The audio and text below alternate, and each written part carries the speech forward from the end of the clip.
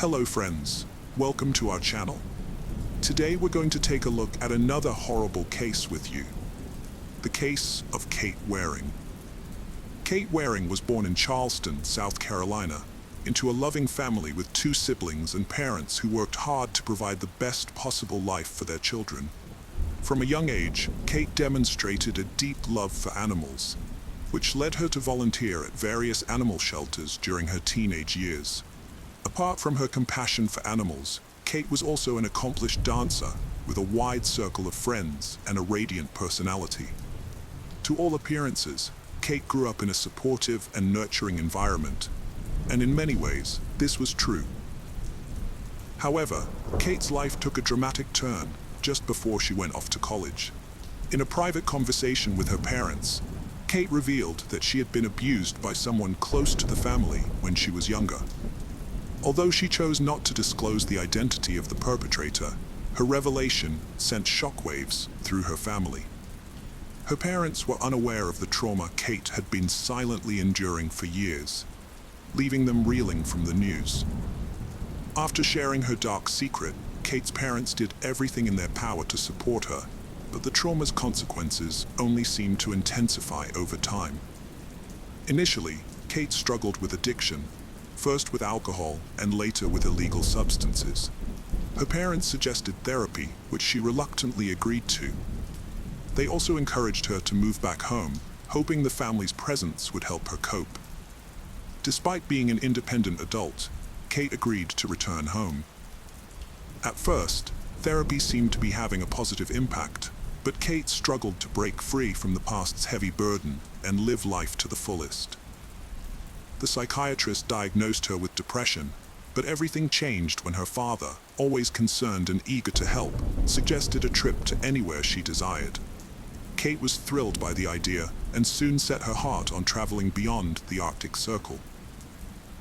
Her dream was to witness polar bears in their natural habitat, and despite her traumatic experience, her love for animals remained unwavering. Kate and her parents searched for the perfect tour and soon purchased tickets for a trip to the Arctic Circle. Kate was thrilled to be embarking on this adventure, and as a result, her parents witnessed a significant transformation in her demeanor, replacing her depressive state with a cheerful and optimistic outlook. When they finally embarked on the trip, Kate was ecstatic. During the journey, Kate and her parents had a fantastic time on the boat, which took them to the Arctic Circle, where Kate befriended a Russian tourist.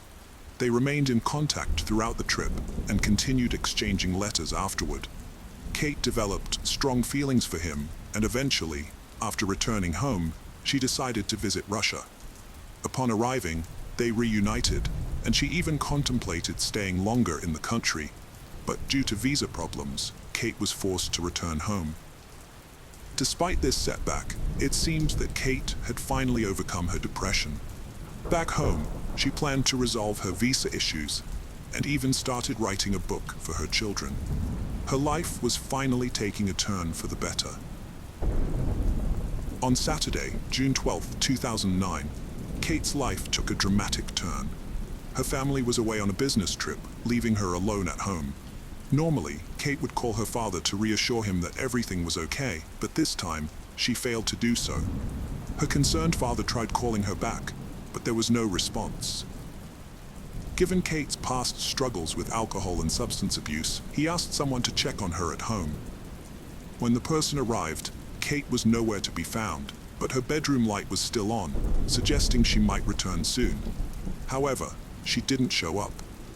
Furthermore, Kate had left behind her essential medication, which she was supposed to take regularly. Despite their growing anxiety, Kate's parents decided not to panic and waited for her return, considering her age of 28 and ability to take care of herself. Her father decided to wait until Monday before involving the police. On Monday morning, Kate Waring's father received a call from the bank. A bank employee informed him that someone had tried to cash a check worth more than $4,000, supposedly signed by Kate. However, the bank couldn't get in touch with Kate directly, and as her father was a co-signer on her account, they reached out to him instead. The situation seemed highly unusual, because Kate's father was certain that his daughter only had a few $100s in her account, which is why the bank's security team contacted him. However, Kate's signature on the check appeared genuine. They also provided the name of the man who had brought in the check, Ethan Mack. The father did not recognize him, but since the bank authenticated Kate's signature, he assumed the man was an acquaintance of his daughter. Nevertheless, he decided to contact the police, as Kate remained unreachable. The detectives began investigating Kate's disappearance, and Ethan Mack was their first point of inquiry. He claimed to have known Kate for years, and stated that she had written the check to settle old debts. According to Ethan, he frequently provided Kate with money for clothing, jewelry, and other purchases. Conversations with Kate's friends revealed that she had been friends with Ethan for an extended period, although they indicated that their relationship had never been romantic in nature, despite being close. Ethan claimed that he and Kate met on Friday night and dined at a restaurant together. Afterwards, he drove her home and went about his own business. He even produced correspondence with Kate, which corroborated his account of their dinner. Ethan allowed the detectives to search his house, where he lived with his mother, as well as his car. Although the search yielded nothing suspicious, the police still found the situation surrounding the check to be peculiar and were not quick to dismiss him as a suspect. Ethan eventually called the police station, demanding to be left alone. The police worked to reconstruct the timeline of the Friday night Kate was last seen. She had met with her therapist that afternoon, followed by a trip to the gym. Later, she entered a store, purchasing a bottle of wine. Security cameras captured her on the phone at that time, possibly speaking with Ethan, who later picked her up and they headed to a restaurant. Kate's parents remembered another unsettling detail. On the day she vanished, Kate had mentioned having some problems, but refused to elaborate. Her parents didn't recall this conversation until days later.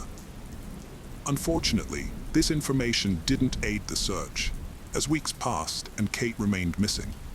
Her parents felt the police weren't doing enough, given Kate's troubled past. However, in August, the case gained new life when a group of former police officers, led by lawyer Andy Savage, took it up.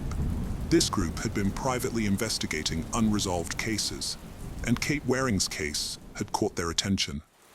The team of 5 individuals, all with extensive police experience, began investigating Kate's disappearance. Former detective James Randall was the first to examine Kate's bedroom, where he found 2 suspicious elements. The first was a packet of medication that Kate regularly took, which was concerning because her parents confirmed she would never intentionally stop taking it. Therefore, the fact that the packet was left at home was alarming. The second suspicious element was Chinese currency on Kate's bed, which was peculiar because her parents had no idea where she had obtained it or why she needed it. The team then involved Bobby Mitter, an expert in gathering online information about individuals and tracking them. His skills proved invaluable, and he quickly discovered that on the night of her disappearance, around 10 p.m., Kate had called her friend James, who did not answer the phone. Instead, she left him a very troubling voicemail, claiming someone had stolen her credit cards. The investigation also revealed that her phone was last active at 1:53 a.m., when for some reason she called her own voicemail. Further investigation led team member Lewis to discover that the call was made from the area of James Island, which was a few kilometers from Kate's house. Another team member, former homicide detective Eugene Fraser, made an intriguing discovery. He spoke with several acquaintances living in James Island and found it odd that Ethan Mack, who had voluntarily let the police inspect his home, did not actually live there. Instead, he rented an apartment in a nearby building, which Eugene was fortunate to uncover because one of his acquaintances happened to be the landlord of the apartment Ethan had rented. Digging deeper, the detectives discovered that the police had barely scratched the surface in their investigation into Ethan. A cursory search of his mother's house was all they had done. The team decided to take matters into their own hands and uncovered a vital lead. Ethan had a girlfriend, Heather Camp. When they questioned Kate's parents about her, her mother recalled a peculiar encounter. Kate had met Heather on a train from Washington, D.C., about a month before her disappearance, when Kate was having issues with her Russian visa. Heather claimed her wallet had been stolen, leaving her penniless, and Kate sympathetically offered to lend her a substantial amount of money. Heather stated she had landed a pediatric surgeon position in South Carolina, set to start soon. Later, she announced her daughter had died in a New Jersey car crash, but her behavior was eerily calm, suggesting the news hadn't greatly affected her. The detectives also stumbled upon an intriguing fact. Heather was facing a fraud charge in Indiana for posing as a licensed doctor by falsifying documents. This new evidence forced them to re-examine the case from a different angle. They presented their findings to the police, but the authorities were surprisingly uncooperative and unwilling to continue the investigation. The team understood that the only way to get the police to take action was to gather irrefutable proof that linked Heather to Kate's disappearance. To achieve this, the team went to great lengths. They convinced the person who rented the apartment to Ethan Mack to install a secret camera outside his apartment door. Additionally, they placed a hidden GPS tracker in Ethan's car, enabling the team to track his movements and observe his activities. It didn't take long to yield results. After analyzing Ethan's travel patterns, the detectives found that he had visited numerous pawn shops across the city, selling small batches of various jewelry pieces. Although they couldn't confirm whether the jewelry belonged to Kate, the detectives believed they were getting close to a vital clue. After some time, Ethan and Heather faced a serious problem when their landlord threatened to evict them due to non-payment of rent. The team knew that if this happened, they would lose the opportunity to observe the couple's behavior and movements. To prevent this, they tried to persuade the landlord to change his mind. At the same time, the detectives quickly came up with a new plan. They asked the landlord to give Ethan and Heather more time to pay the rent, but only if they agreed to sign a contract promising to clear the debt. The strategy worked, and as soon as the landlord handed over the contract, the team sent it to the laboratory. The goal was to compare Ethan and Heather's handwriting on the contract with Kate's signature on the $4,000 check. This led to a significant breakthrough. The handwriting expert conclusively confirmed that the check's signature was from the same person who had signed Heather's name on the contract, proving that Heather had forged Kate's signature. The team knew the police would be slow to act, so they came up with a new plan. They persuaded the landlord to cooperate and told Ethan that his apartment needed to be treated for insects. The team leader wore an exterminator suit and went to the apartment with the landlord. They waited until Ethan left the apartment, confirmed by his car moving away from the house, before entering. However, they were met with an unwelcome surprise. Ethan was still at home. It turned out Heather was driving his car, but it was too late to abort the operation. The investigator had to improvise, insisting that fumigation was necessary and asking Ethan to wait outside while the chemicals were sprayed.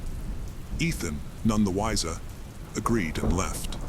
Meanwhile, the investigator carefully searched the apartment for any evidence linking Ethan to Kate's disappearance. He searched Ethan's backpack and found Chinese money, the same notes found on Kate's bed. This was their first clue. Unfortunately, no other potential clues were found. The investigator and landlord pretended to finish the treatment and left. The team needed to regroup and devise another plan. Upon reviewing the footage from the camera in front of Ethan's apartment, detectives identified a frequent visitor, Terry Williams, a neighbor of the couple. They suspected Williams might have information about Ethan and Heather's involvement in Kate's disappearance, so they took a bold step. The team offered Williams a substantial sum of money in exchange for information about his friend's actions regarding Kate. They brought the money to Williams's apartment, but were met with an unexpected turn of events. At the time of the offer, Heather was at her home, where she overheard the entire conversation. Apparently, there was a prior discussion between Ethan and Williams. When the detective approached Williams, Heather panicked. She frantically called Ethan, explaining the situation. The investigation team was caught off guard and spent the following days struggling to determine their next move. In a shocking turn of events, Williams unexpectedly reached out to the detectives and asked them to come to his home to talk. When the detectives arrived at his apartment, Williams was surprisingly open and honest. He told them that although Ethan and Heather hadn't directly confided in him, he had had his suspicions about their involvement in Kate's disappearance. Williams then handed over an iPod he had received from Heather shortly after Kate went missing, which he had assumed belonged to Kate. The detectives analyzed the iPod and were able to trace its ownership to Kate using its serial number. This discovery provided the final piece of evidence needed to reopen the case. This time, the authorities couldn't ignore the evidence and finally arrested Ethan and Heather. During the initial interrogation, Heather agreed to cooperate with the authorities in exchange for a lighter sentence. She claimed Kate's body was located on Watala Island, approximately 20 miles from her residence. A police search team scoured the area all day, but failed to find Kate's body. It became apparent that Heather had deliberately misled them. Andy Savage decided to employ a new tactic. Recognizing that Heather was likely directly involved in Kate's murder, he met with her and promised to help. Andy offered her a deal. In exchange for revealing the exact location of Kate's body, he would assist in getting her off the forgery charges. Heather, believing it was her only chance, agreed.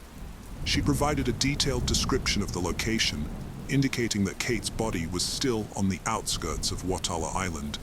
The detectives, minus the police, decided to investigate the location without alerting the authorities.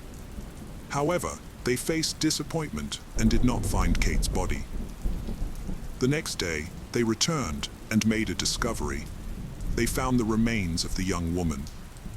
Although the forensic doctors could not determine the cause of death, the perpetrator soon began to confess. In August 2009, Heather signed a confession for murder, obstruction of justice, and bank check forgery.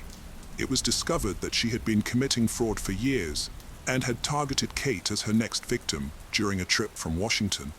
Later, she met Ethan and began a relationship with him.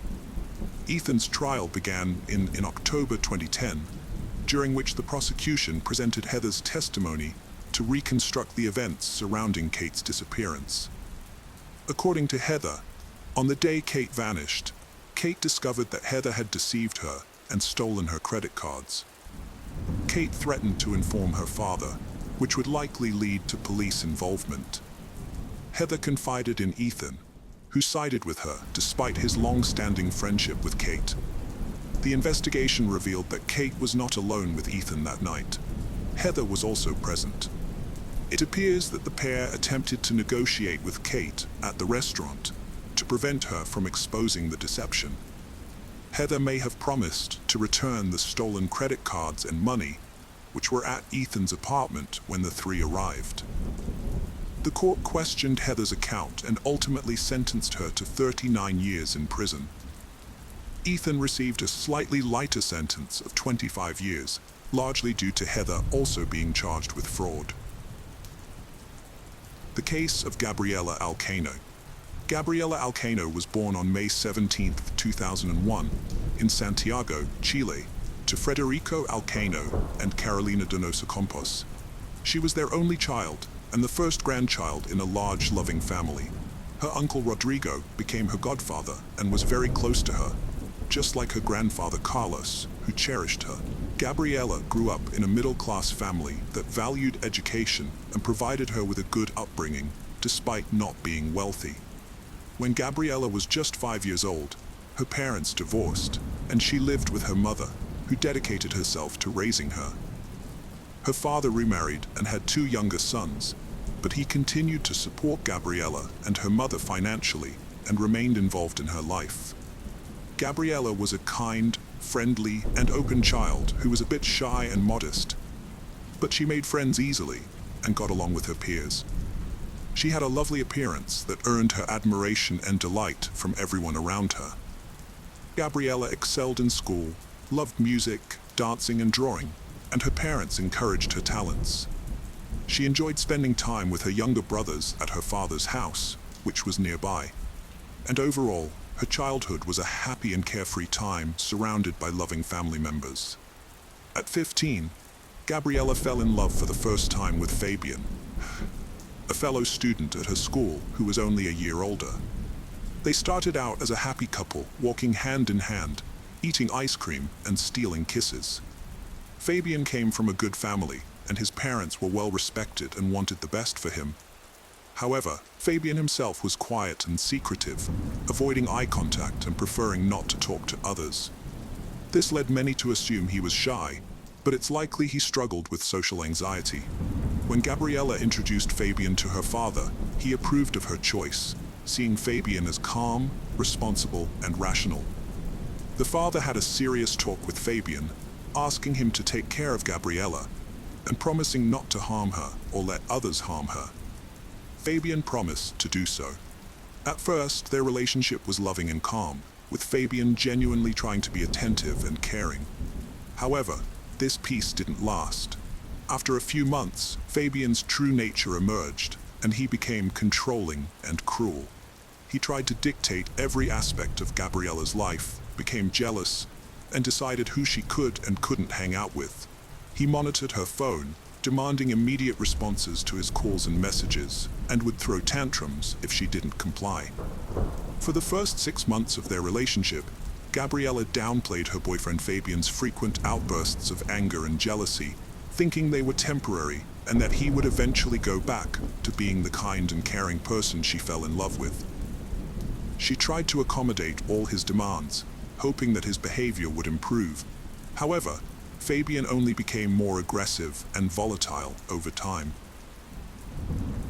He started to emotionally wear Gabriella down, and his abuse eventually escalated beyond verbal aggression.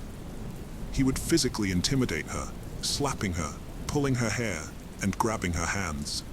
Although these actions often left no visible marks, friends began to notice bruises on her wrists and shoulders, evidence of Fabian's rough handling.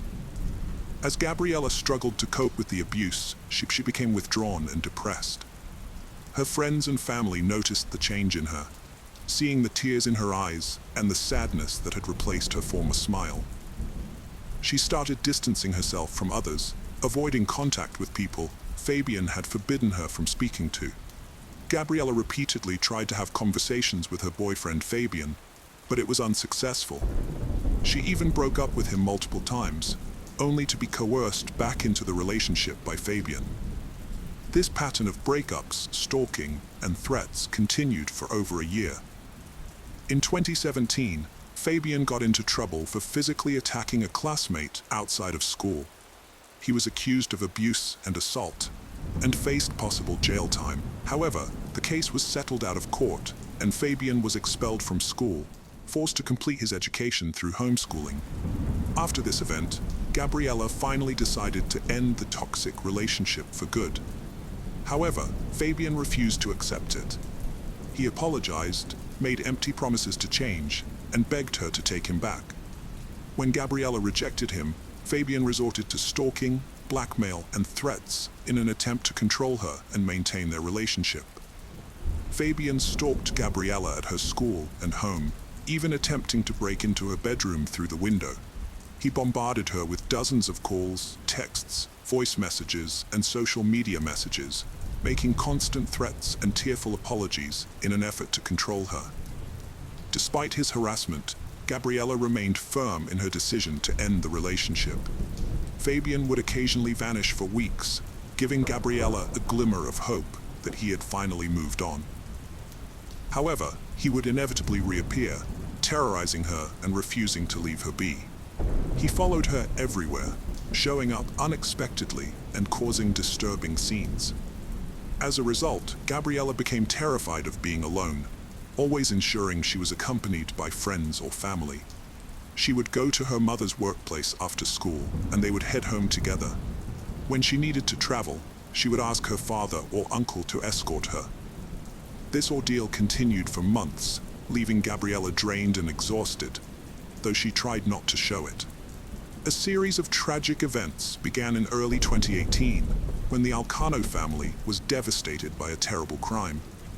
A burglar broke into Federico's home, where his second wife lived, and murdered her while the children were at school and Federico was at work. The perpetrator, a neighbor with a prior criminal record, was apprehended immediately. Gabriella and her mother stepped in to support Federico and his children during this difficult time. This tragedy temporarily shifted Gabriella's attention away from Fabian, who had mysteriously disappeared around the same time. Meanwhile, Gabriella was also busy preparing for entrance exams, driven by her ambition to attend one of Santiago's top universities and pursue a career in journalism or advertising. The tragedy was only the beginning of a series of devastating events for the Alcano family. By May 2018, Fabian, Gabriella's ex-boyfriend, began stalking her relentlessly. He would climb over her home's fence or show up at the supermarket or mall, making her feel unsafe everywhere she went. Gabriella was terrified and sent screenshots of threatening messages from Fabian to someone, pleading for help. She confessed her fear for herself and her loved ones, but chose not to tell her family about the stalking and threats, afraid of worrying them. On June 10, 2018, the Alcano family gathered at Carlos's house to celebrate his 80th birthday. However, this joyful family event would ultimately be the last day of life for Gabriella and her mother, Carolina. The evening seemed happy and uneventful, filled with laughter, music, and a large family meal. Gabriella played with her younger brothers and cousins, but appeared troubled and distant. Her uncle Rodrigo noticed her distress and asked if everything was all right. But Gabriella just smiled sadly, shrugged, and said she was nervous without explaining why. Her uncle chose not to press the issue, thinking she would open up when ready, but later deeply regretted this decision. After the party, Federico drove his ex-wife and daughter home. He kissed Gabriella on the forehead, told her he loved her, and assured her she could count on his support in any situation. Then he returned home with his younger children. This was the last time he saw his eldest daughter and his first wife alive. At around 4 a.m. on June 11th, Fabian, armed with a hunting knife, jumped over the fence of his ex-girlfriend Gabriella's house. He planned to sneak into her bedroom through the window and attack her. But just as he was about to enter, the lights turned on and the back door creaked open. Carolina, Gabriella's mother, had been awakened by the noise and was checking on the commotion. Fabian attacked her, pushing her back inside and stabbing her repeatedly. In total, he inflicted 36 stab wounds, mostly to her chest, neck, and head, leaving her with no chance of survival. Carolina managed to scream briefly, which woke up Gabriella, who rushed downstairs to investigate.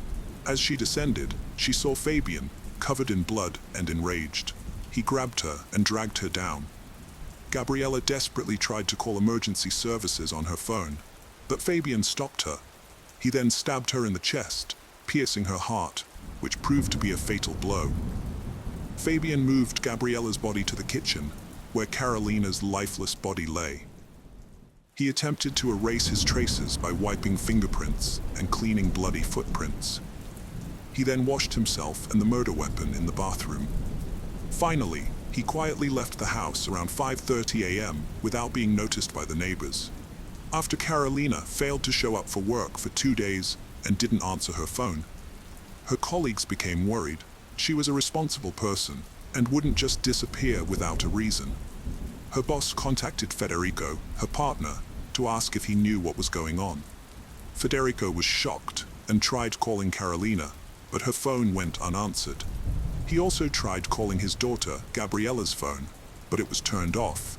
He then called his brother Rodrigo, who hadn't seen or spoken to the two since Carlos's birthday party.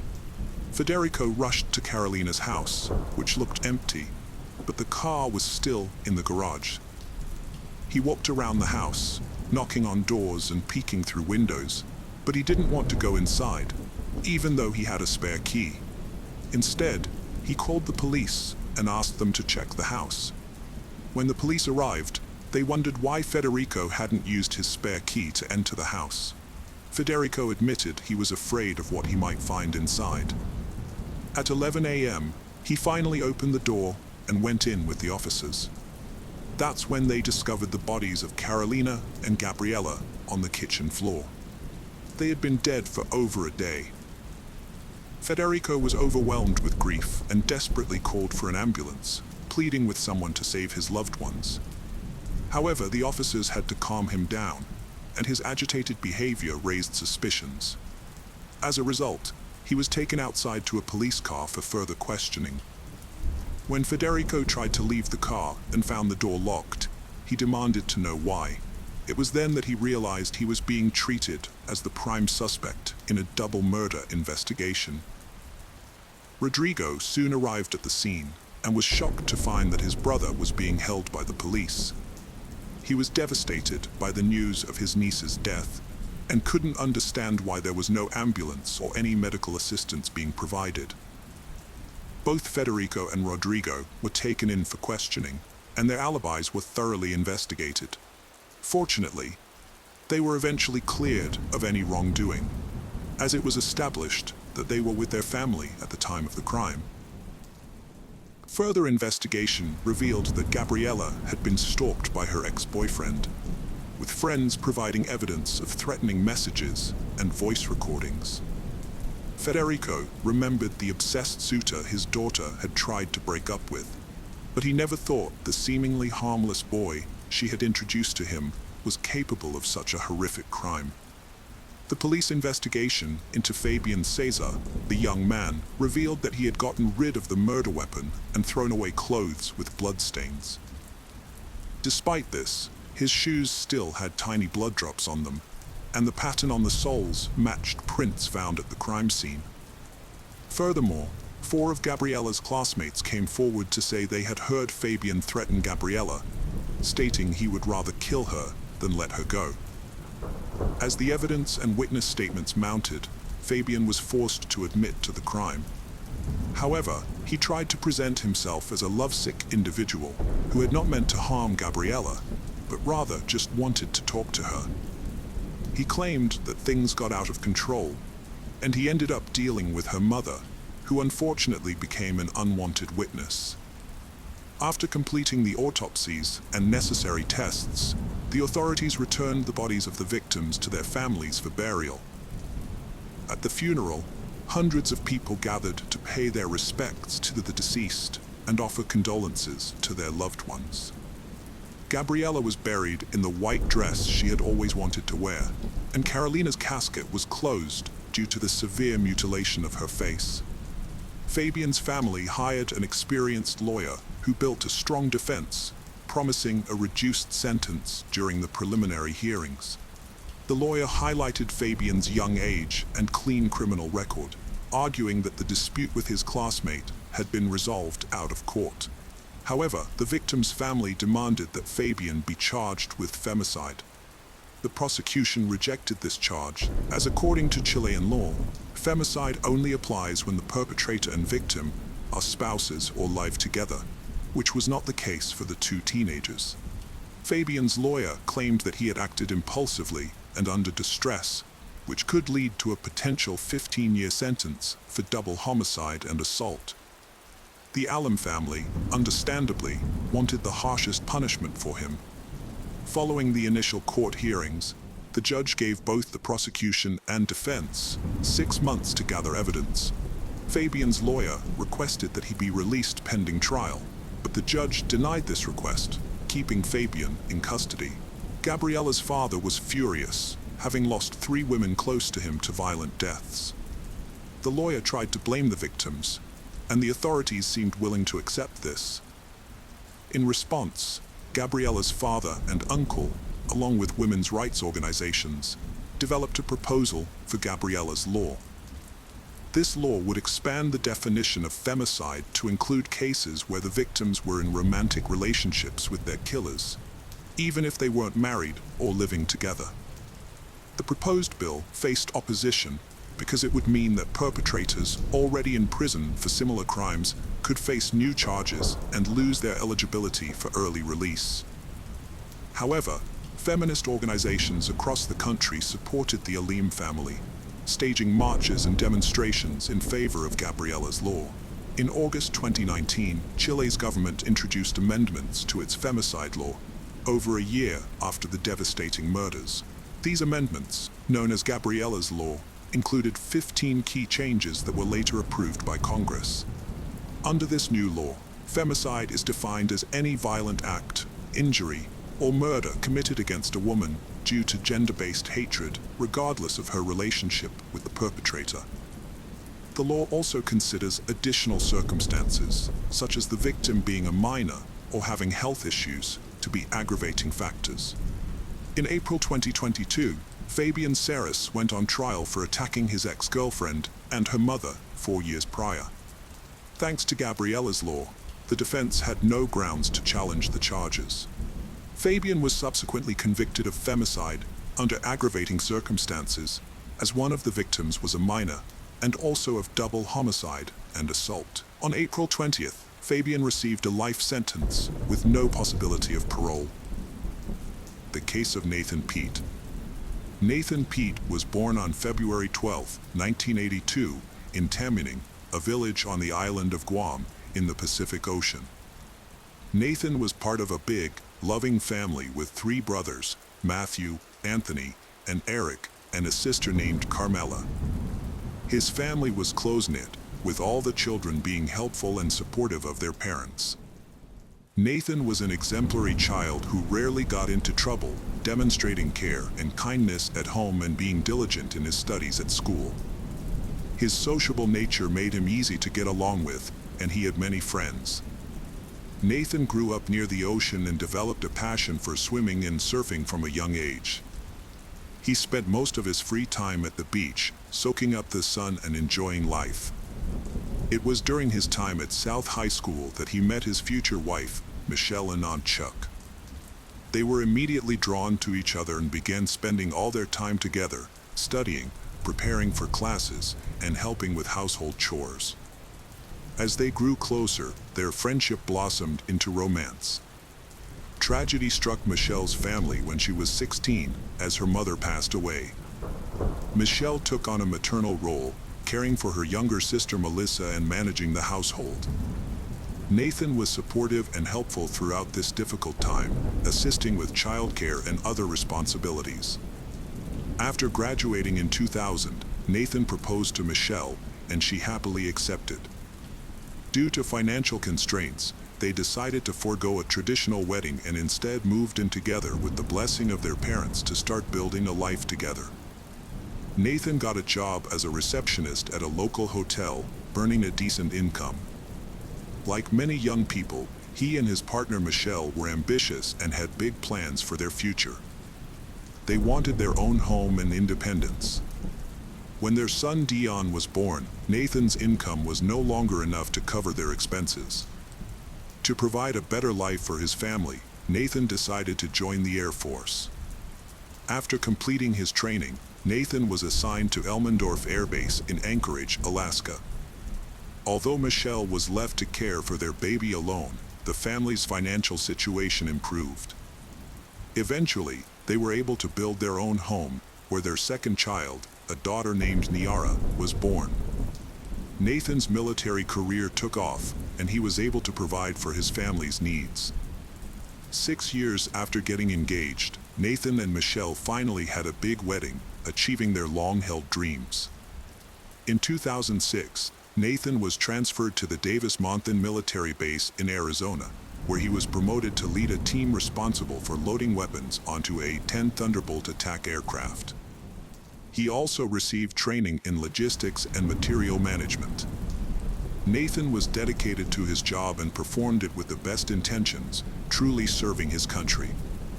A coworker described Nathan as a hard worker.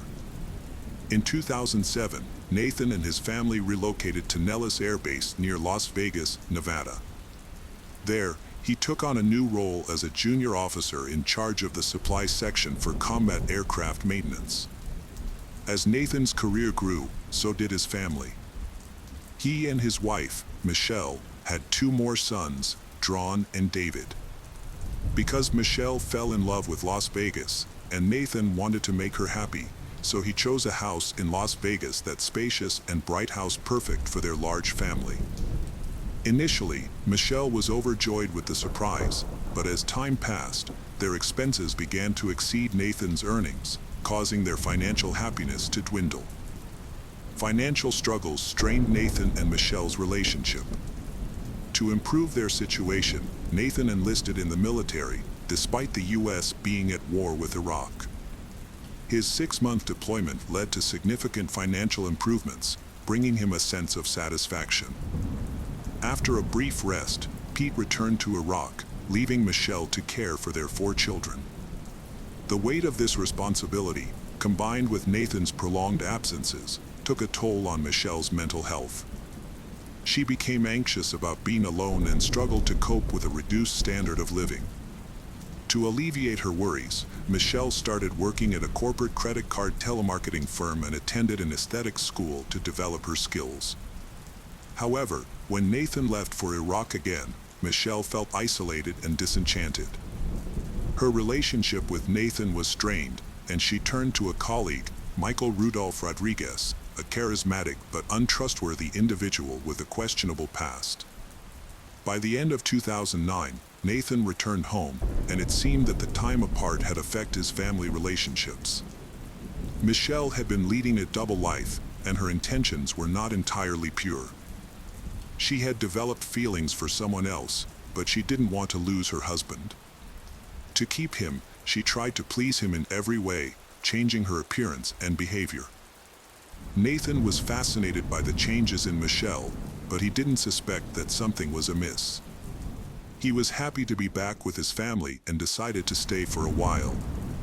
The children had struggled in school without their father, and Nathan was determined to make up for lost time. To earn extra money, Nathan started working night shifts in Las Vegas and also began teaching baseball to young children privately. He developed a simplified training program that was well received. However, as the family's standard of living declined, Michelle's attitude towards Nathan changed. By Thanksgiving 2010, the tension was palpable. When Nathan's brother Eric and his wife Veronica visited, they were shocked by the change in they, sensing the strain between Nathan and Michelle. It appeared that Michelle and Nathan's feelings for each other had diminished significantly. They was having trouble concealing their personal and financial struggles from others. In fact, their pantry and refrigerator were nearly bare. A conversation between Michelle and Michael occurred on December 1st, 2010, in a sequence of events that seemed unusual. At 11:12 p.m., Michael sent Michelle a text message, inquiring about her well-being and mentioning that they were nearing completion of the Van Dyke contract, which was due the following day. 2 minutes later, Michael sent a follow-up message, offering Michelle a chance to take a couple of days off to rest if she was still not feeling well. He emphasized that her contributions were highly valued. Michelle responded to Michael's messages at 11:19 p.m. She mentioned that her husband had just awakened her, informing her that he would be late that day, although she was unsure about the specifics. A few months before the tragedy, Michelle was not hesitant to leave her husband Nathan. She believed that a divorce would only lead to financial struggles and emotional distress. She also doubted that Nathan would forgive her and provide sufficient alimony to support a normal life. However, Michelle was aware of Nathan's military insurance policy, which would pay out approximately $650,000 in the event of his death. This thing weighed heavily on her mind. Michelle shared her troubled thoughts with Michael, who was intrigued.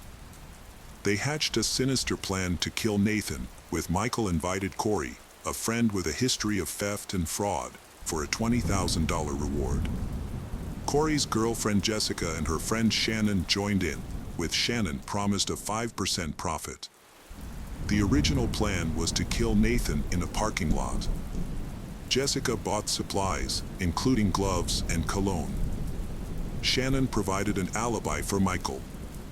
However, Michelle's early return home on December 1st, 2010, changed the plan.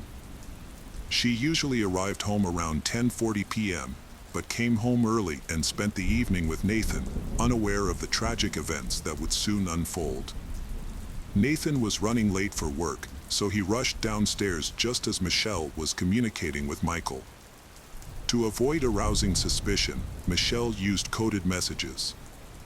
Unbeknownst to Nathan, Michael was parked in a black Cadillac SRX in front of the house, wearing latex gloves to prevent leaving any evidence.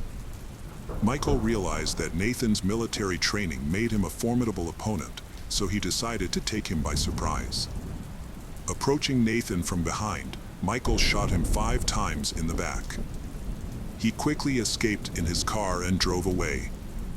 After the crime, Michael and Shannon went to a hotel to create an alibi.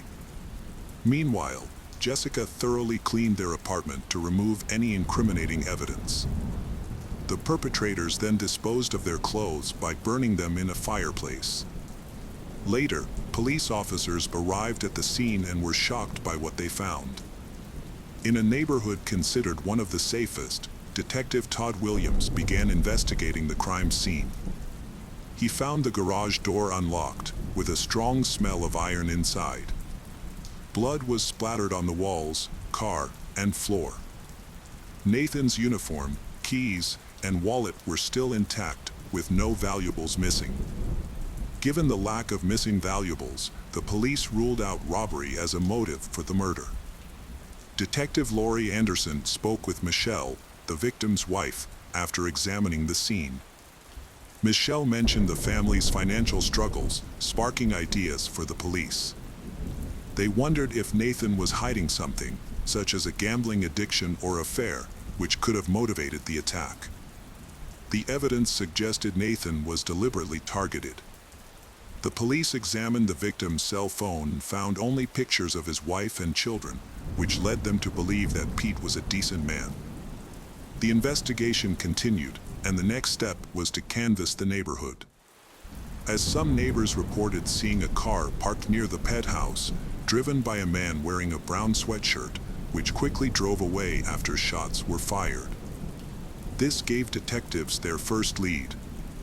Nathan's family was shocked to learn of his death and immediately flew to Guam to get answers.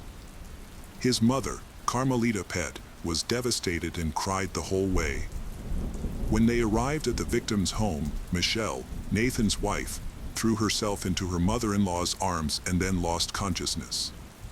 However, Nathan's mother sensed that her daughter-in-law's reaction seemed unnatural and possibly fake. The investigators decided to question Michelle again and asked her about the car witnesses had seen. Unexpectedly, she mentioned that her colleague, Michael Rodriguez, had a similar car. It's unclear why Michelle revealed this information, but it helped the police piece together the puzzle. It was later determined that Michelle had inadvertently revealed the truth, or perhaps the perpetrator's plan was flawed from the start. Detectives investigated Michael's identity and discovered he had a criminal record, which raised suspicions. They brought him in for questioning, and he responded calmly. According to Michael, on the day of Nathan's murder, he went shopping at a supermarket around 9 p.m. and met a woman named Shannon. They had a long conversation and decided to continue their acquaintance in a hotel room. Michael claimed they arrived at the hotel around 11 p.m. To verify Michael's alibi, the officers contacted Shannon, who confirmed their romantic encounter. However, the detective had doubts, so they decided to examine Michelle's phone records. Specialists recovered the correspondence between Michelle and Michael, which showed they had been communicating for a year. Their conversation on the day of Nathan's murder seemed suspicious, as they discussed a contract with someone named Van DJK in a cryptic manner, suggesting they might have been planning the crime. Michael was released for lack of evidence, but detectives re-questioned Michelle after analyzing her phone. She became agitated and hid something. As investigators pushed for more information, Michelle confessed to planning Nathan's murder with Michael, her lover, for insurance payouts. However, messages revealed her guilt, including a smile emoticon after Nathan's death. Meanwhile, Shannon told police that Michael's account of the attack was truthful. She admitted that she originally cooperated with him, but later surrendered to the police when she felt exploited and feared for her own safety.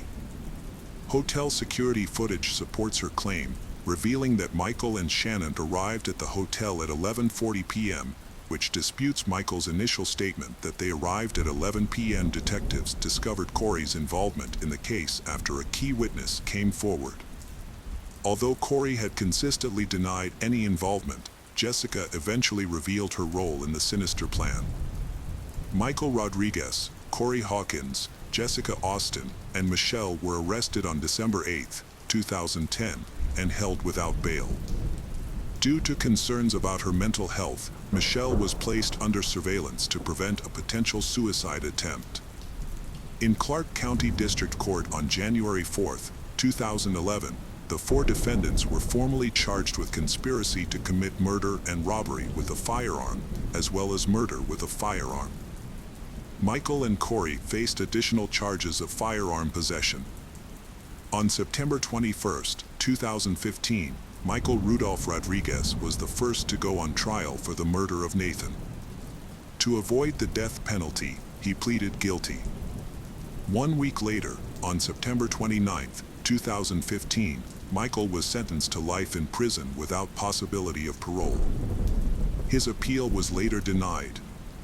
At the time of sentencing, Michael showed no emotion and did not express any regret for his crime. Michelle Pete went on trial in Las Vegas a month later, claiming a change of heart about killing her husband.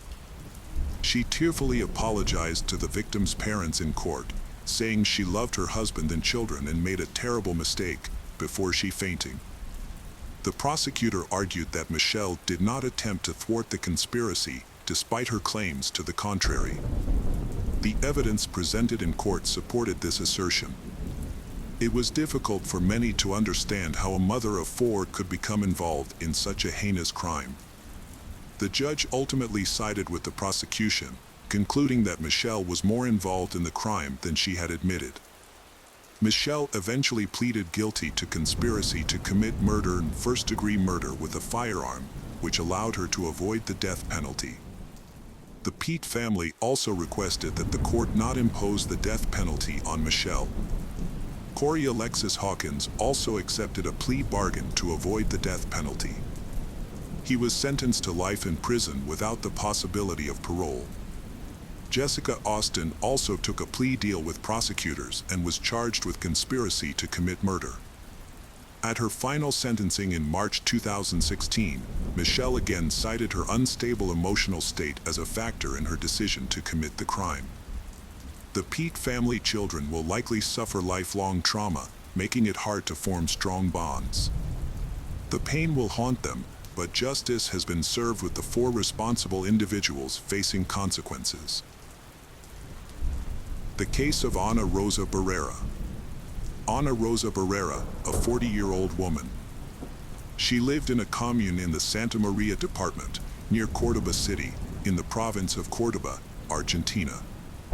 People close to her described Ana Rosa as a courageous and adventurous person who was not afraid to start over and move forward with determination.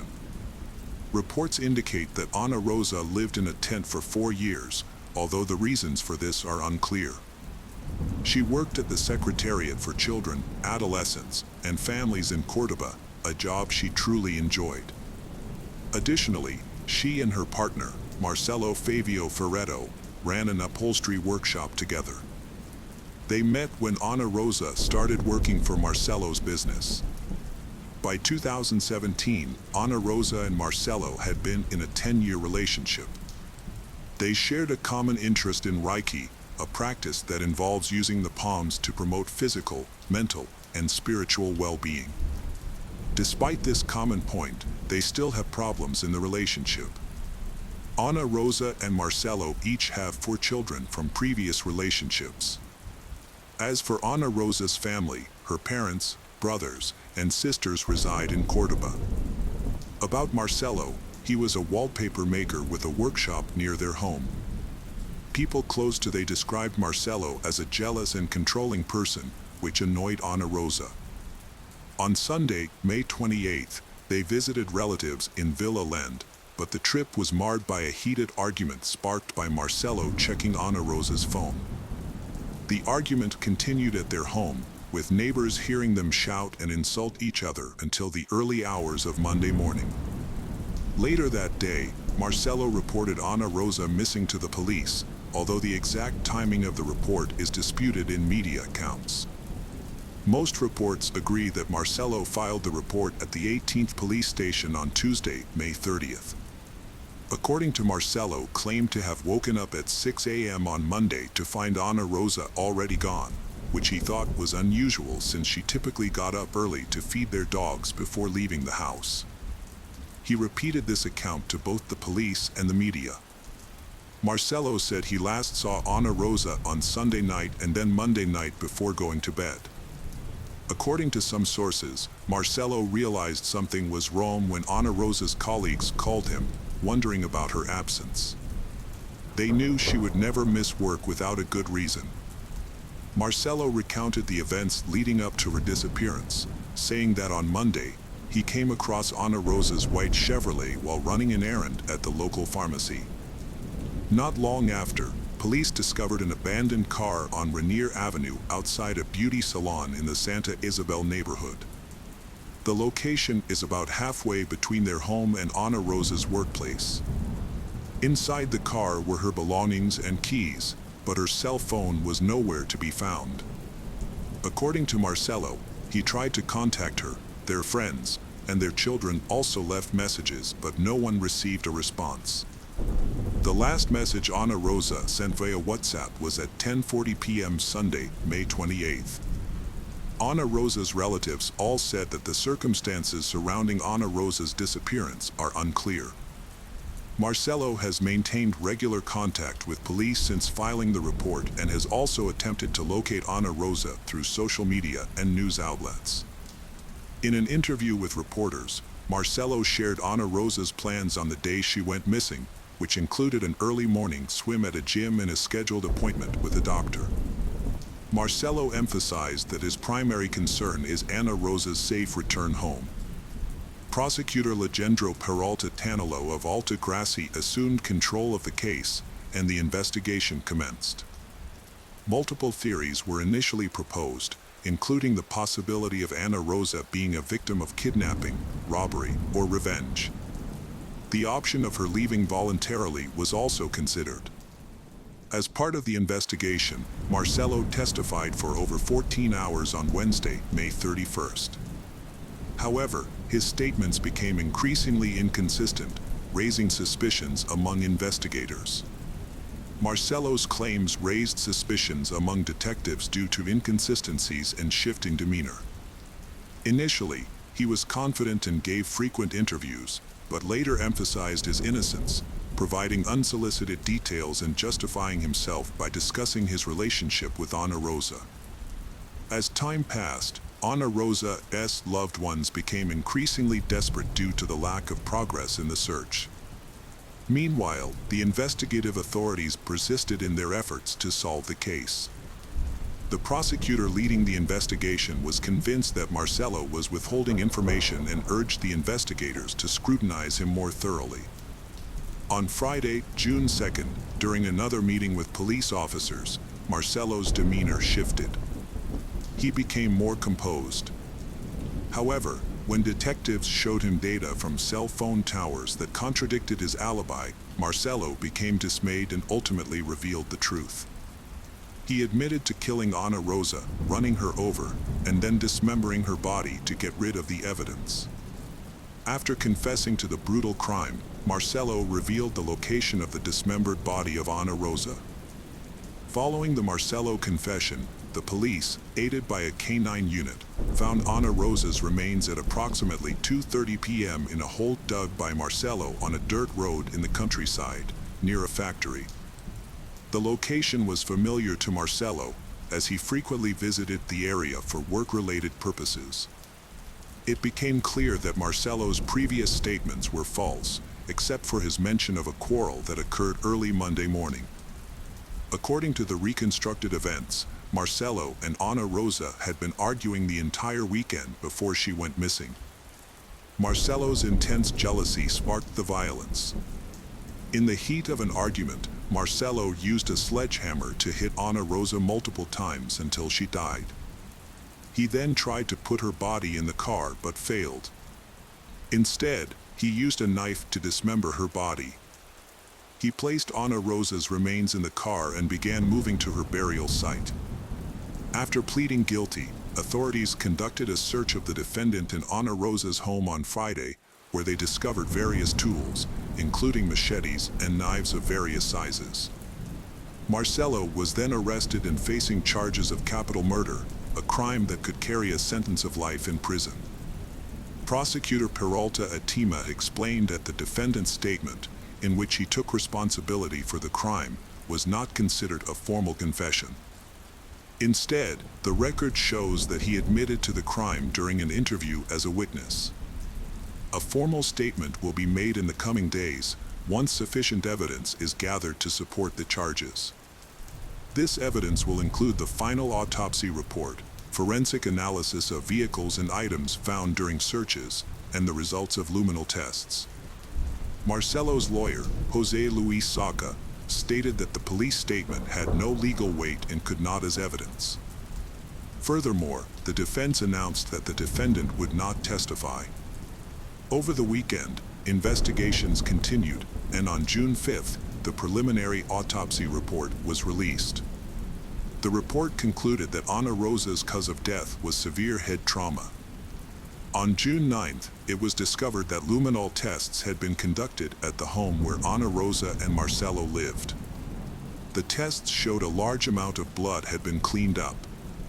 The medical examiners also discovered new details during the autopsy, including knife cuts on the victim's extremities. A cut, 18 centimeters long and 7 centimeters deep, was found on the victim's neck, reaching the cervical region. Based on these findings, the prosecutor's office charged Marcelo with double aggravated murder. Almost 2 years after Ana Rosa's murder, Marcelo's trial began. The prosecution explained the seriousness of the charges to the jury. According to the autopsy results, Ana Rosa suffered a severe initial blow to the face, which left her unconscious, followed by multiple blows to the head that crushed her skull. At the first hearing, Marcelo decided to stay silent. The court then heard testimony from witnesses. Deborah Territorios, Ana Rosa's daughter, testified that after her mother met Marcelo, she became increasingly distant from her children and other family members. Deborah stated that she and her father moved to a different city, followed by her older siblings, which made it harder for them to communicate with their mother.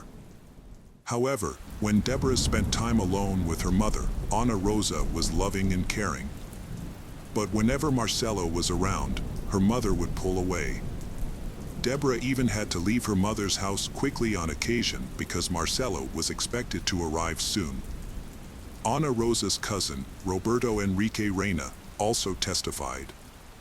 He witnessed their argument on May 28, 2017, which started at his house.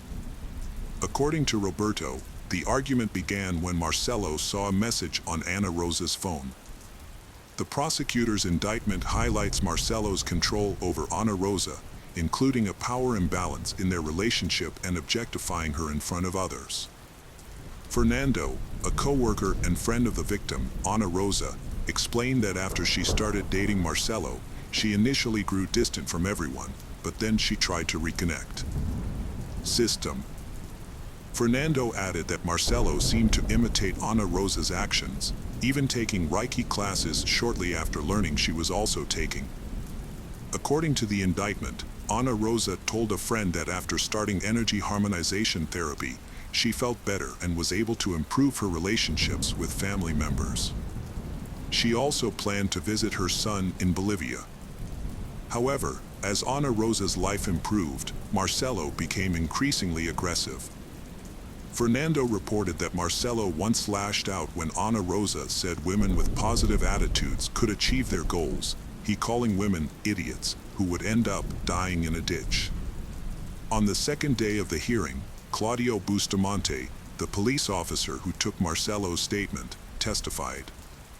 He told the jury that Marcelo had spontaneously confessed during the interrogation without any pressure from him. According to Bustamante, Marcelo stated that Ana Rosa had told him on Monday that she was no longer satisfied with him and was cheating on him, which made Marcelo angry and prompted him to hit her, although he couldn't remember what he used to hit her. On April 11th, the 11th Criminal Court's jury delivered its verdict, finding Marcelo Fabio fair guilty of the murder of Ana Rosa Barrera. The sentence was life imprisonment with the possibility of parole after 35 years, conditional on good behavior. Upon hearing the verdict, Ana Rosa's relatives burst into tears and shouted at Marcelo, labeling him as a murderer and wishing him to spend the rest of his life in prison. The prosecutor in charge of the case stated that the jury's decision aligned with the prosecution's request. The evidence showed that Marcelo Fabio Fair had acted with full awareness and premeditation in planning Ana Rosa's murder. According to the prosecution, Marcelo's attempt to appear mentally unstable at the time of the crime was a tactic to evade the maximum sentence. The case of Jacqueline Vandergriff. Born on March 4, 1992, in Carrollton, Texas, Jacqueline "Jackie" Vandergriff was the younger of two daughters. She grew up in the colony, Frisco, Texas, surrounded by her loving family. Before she could even walk, Jackie demonstrated a natural talent for gymnastics by learning to somersault. This early start sparked a passion that would drive her future success. Recognizing her potential, her parents enrolled her in gymnastics classes at just 3 years old. As she grew, she refined her skills and enthusiastically participated in various competitions. Those who knew Jackie described her as a kind and empathetic person with a heart of gold. She genuinely cared about others and was a loyal friend who inspired those around her to be their best selves. Her presence brought comfort and joy to everyone she met, whether through words of encouragement or simply being a listening ear. Jackie's kindness knew no bounds, extending far beyond her human relationships to encompass a deep love for all living beings. A lifelong vegetarian, she was a fierce supporter of pet adoption from no-kill shelters and had a special place in her heart for animals. In her free time, Jackie was an avid reader and found solace in the magical world of Harry Potter, her favorite book series. Music was another one of her passions, with an eclectic taste that ranged from Pink to James Taylor and Rob Thomas. She was especially fond of musicals, with Rent being her absolute favorite. She would attend every performance that came to town. After graduating from Wakeland High School in Frisco, Jackie decided to pursue her passion for beauty by enrolling in the Paul Mitchell School for Cosmetology. Jackie Vandergriff pursued her passion for beauty and wellness by becoming a licensed esthetician. She then took her education to the next level by enrolling at Texas Women's University, where she majored in nutrition and food science. Her goal was to help others understand the importance of good nutrition and make healthy lifestyle choices. With a bright future ahead, Jackie seemed destined for success. She was on track to make a positive impact in the world. Tragically, her life was cut short in the summer of 2016 when she had a fatal encounter with a dangerous individual. Upon arriving at the scene, the officer found a worn footpath in a wooded area and followed it to a burned-out patch of land. There, he discovered a plastic blue kiddie pool containing a body that had been set on fire, making it unrecognizable. Due to the severity of the burns, it was impossible to determine the body's identity, including its age, gender, race, or any other distinguishing features. The remains were taken to the medical examiner's office for further examination. Later, fingerprint identification revealed that the body belonged to 24-year-old Jackie Vandergriff. As detectives investigated Jackie's final hours, they discovered that she was last seen in Denton, near College, where she visited 2 bars, Fry Street Public House and Shots and Crafts. While waiting for security footage from these establishments, the medical examiner performed an autopsy on Jackie's body. The examination revealed that Jackie was killed, dismembered, decapitated, and set on fire, with further mutilation occurring after her death. The most disturbing aspect of Jackie's murder was the removal of her heart from her body. As news of her death spread throughout Denton, the detectives started receiving numerous tips from people who reported seeing a suspicious individual lurking around the crime scene where a fire had been set. After further investigation, the detectives were able to acquire CCTV footage from 2 bars that Jackie had visited in the hours leading up to her murder. At 7 p.m., a man entered the Fry Street public house and had a drink at the bar. An hour later, Jackie walked in and struck up a conversation with the bartender and the man. Security footage showed their interactions, suggesting a potential connection between them. About 45 minutes after arriving at the bar, Jackie tweeted, "Glad I decided to get off Tinder and walk to a bar." Later, Jackie and the man left the bar together and headed to Shots and Crafts, where they socialized with a group of women. At around 9:45 p.m., Jackie and the man departed Shots and Crafts together. Surveillance cameras tracked their movements, showing them arriving at a convenience store where his car was parked. Jackie got into his vehicle, and that's the last time she was seen before her murder. The detective interviewed the bartender at the Fry Street public house, where Jackie had applied for a job, and had a friendly conversation with the bartender and a male customer. Although the bartender couldn't provide any information about what happened to Jackie and the man after they left the bar. The investigation led the detectives to Shots and Crafts, where security footage showed Jackie and the man together. One of the women at the bar recalled receiving a business card from the man, who was a personal trainer. She had exchanged contact information with him because she was interested in fitness. At first, this detail seemed unimportant, but it would later prove to be a crucial discovery in the case. After handing over the card, she willingly shared the information with the investigators. The card belonged to Charles Bryant. Meanwhile, the detectives had obtained security footage from Walmart, taken at 4 a.m., showing Charles buying a shovel. The detectives then launched a thorough investigation into Charles Bryant's identity, as he was the last person seen with Jackie before her murder. The results were deeply disturbing. Charles Bryant, a 29-year-old man, lived 20 miles away from Denton, but he was drawn to the city for a specific reason. He was desperate to rekindle his relationship with his ex-girlfriend, Caitlin, who lived in Grapevine and attended the University of North Texas. 3 months prior, Caitlin had met Charles at her home in Grapevine, where she worked as a server at a restaurant. On her high school graduation day, Charles stood out from the high school boys Caitlin knew. He was almost a decade older, in his late 20s, and had a muscular physique covered in tattoos. Working as a personal trainer and bartender, Charles had accumulated unique skills and traits that fascinated Caitlin. In the summer of 2016, Caitlin spent most days with Charles at Grapevine Lake.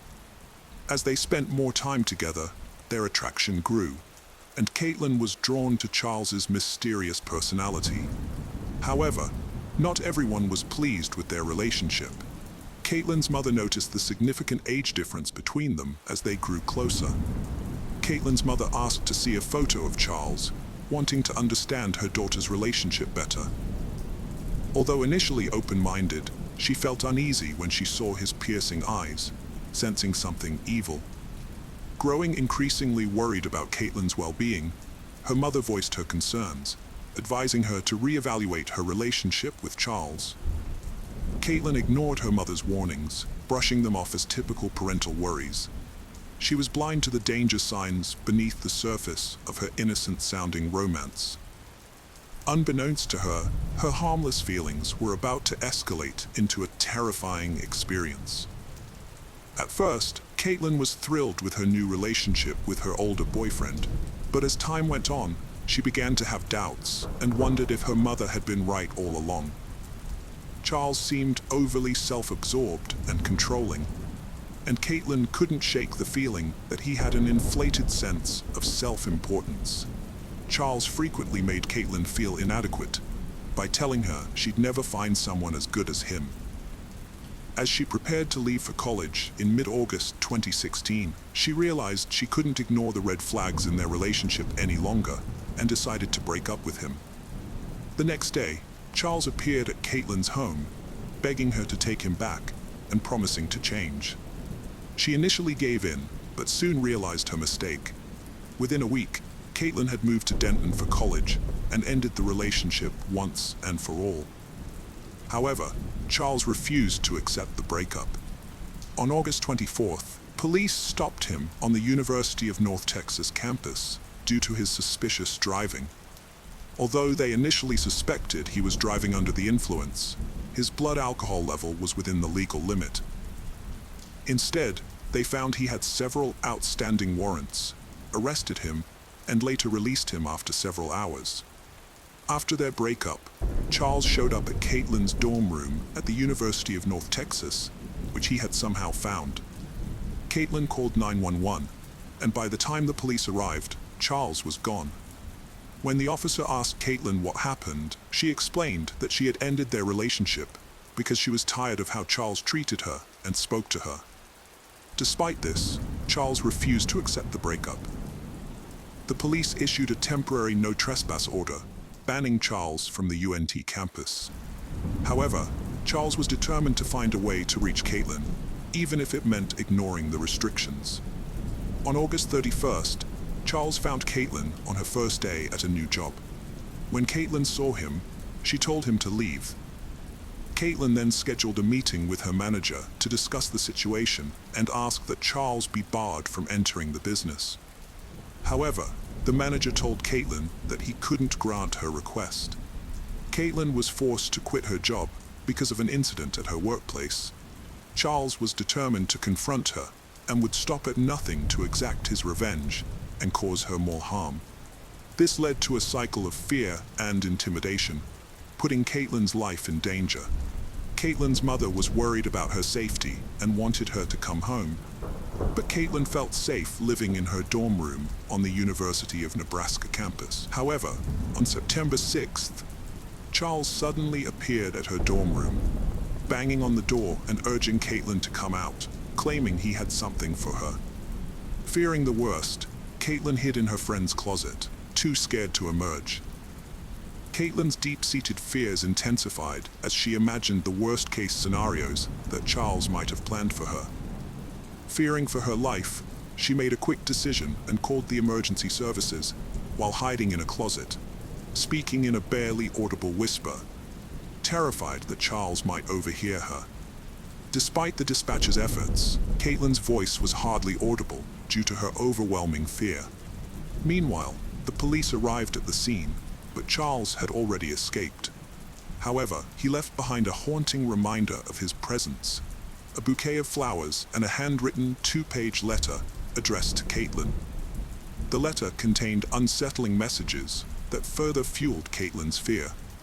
Shortly after the incident, the police caught up with Charles outside the campus, where he was dressed in athletic wear, pretending to be a student out for a jog. He was arrested for trespassing and released on bail a few hours later. Caitlin tried to cut all ties with Charles by blocking him on her phone, email, and social media. However, he persisted in finding ways to reach out to her, creating multiple accounts to stay in touch. As Charles's behavior became increasingly threatening, the police intervened to help Caitlin get a protective court order.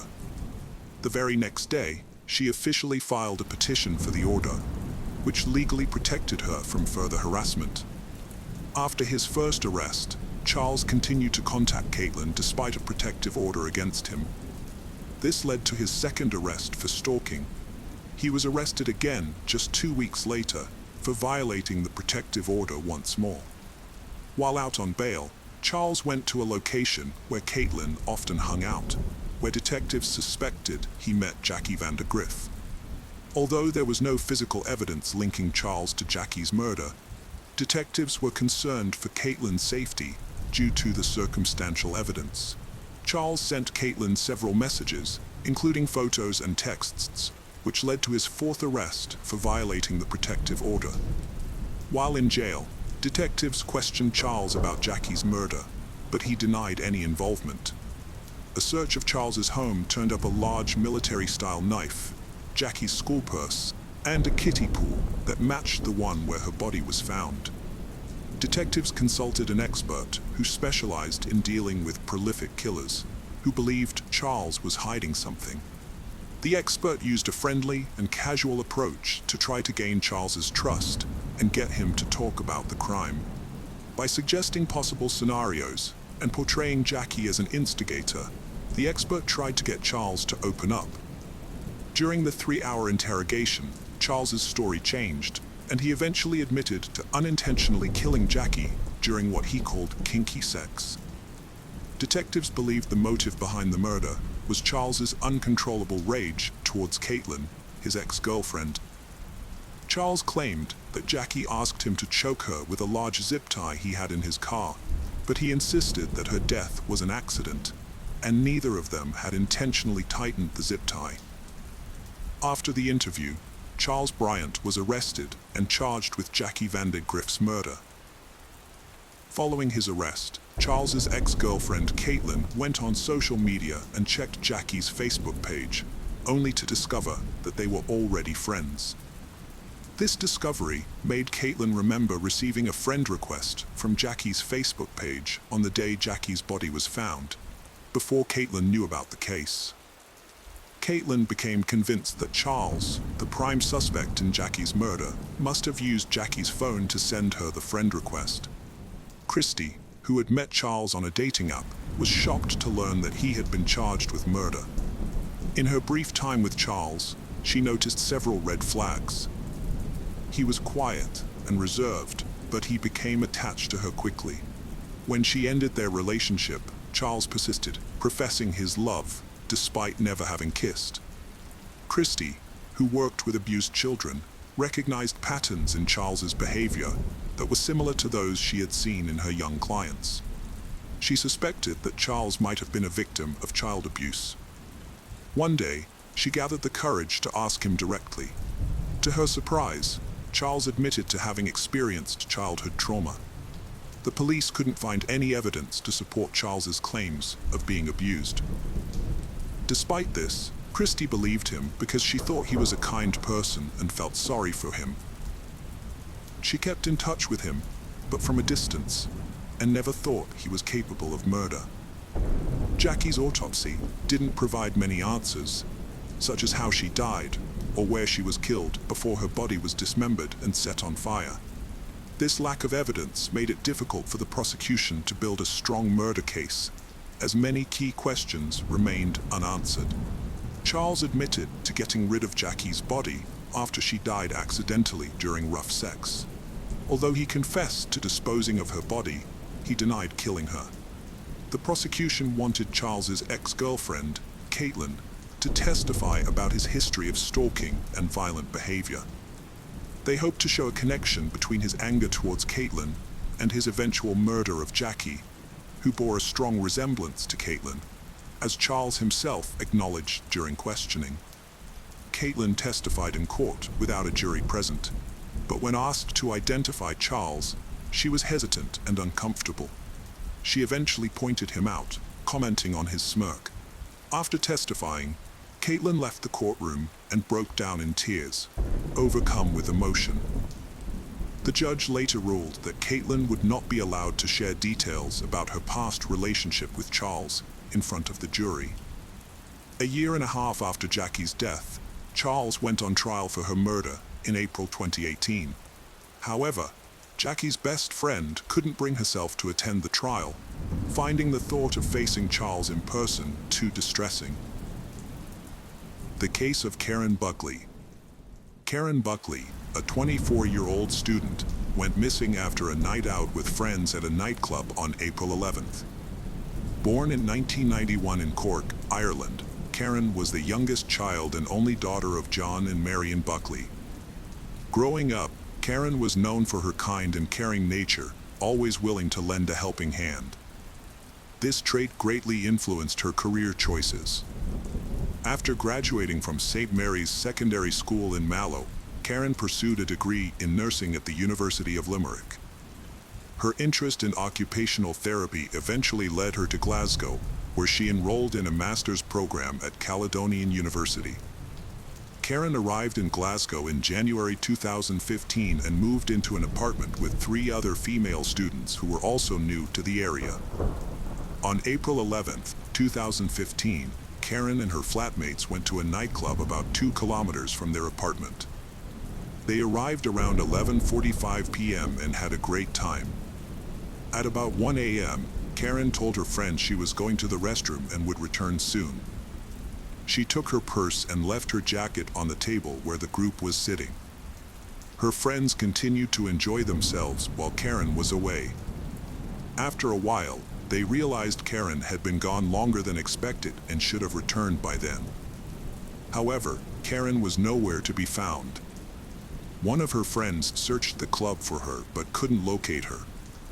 Trying to contact her by phone was also unsuccessful. She came with thought maybe Karen had gone home, but it was strange that Karen didn't tell anyone and left her jacket behind. The only explanation they could think of was that Karen might have met someone at the club and left with that person. With this thought in mind, they went to bed. However, when they woke up around noon, Karen's neighbors were surprised to find that she had not returned home. They called and messaged Karen on social media, but she didn't respond. Although they had only known Karen for a few months, they knew that this behavior was out of character for her. Instead of coming up with alternative explanations to reassure themselves, they decided to report her disappearance to the police and inform the Buckley family about what had happened. The Scottish police acted swiftly to find Karen, and her disappearance was publicized in the media. Her parents urged anyone with information to come forward. Meanwhile, detectives reviewed footage from the club's cameras and found evidence of Karen interacting with a mystery man. Within 36 hours, on April 13th, the man was identified as 21-year-old Alexander Pacto and was brought in for questioning. He confirmed that he had met Karen at the club and they had gone to his apartment on Dorchester Avenue, about 3 kilometers away. Alexander also revealed that they had been intimate. Around 4 a.m., Karen decided to leave Alexander's apartment and head home, despite his invitation to stay until morning.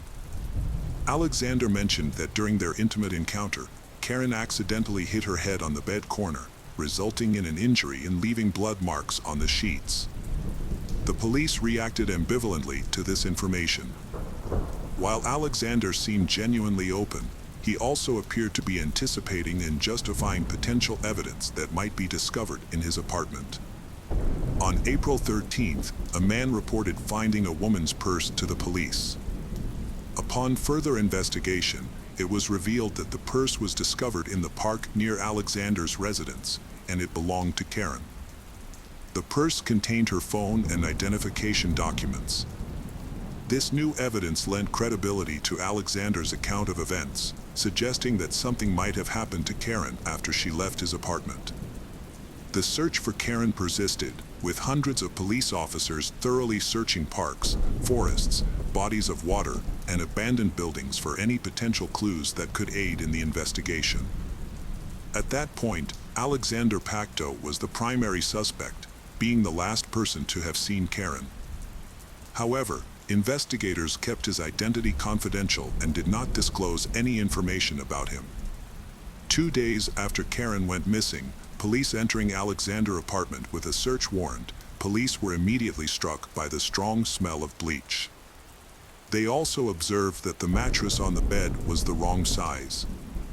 Small, dark red spots were discovered on the bed and in the bathroom, and samples were taken for analysis. Additionally, a toolbox and a large quantity of cleaning supplies were found in the apartment. A police dog trained to detect human remains indicated a potential find near Alexander Pacto's car. While awaiting a search warrant, detectives discovered that Alexander had taken his car to be cleaned the previous day, but the job appeared to have been done poorly. Upon searching the vehicle, investigators found small, dark red spots on the inside of the passenger door and sent samples to the lab for analysis.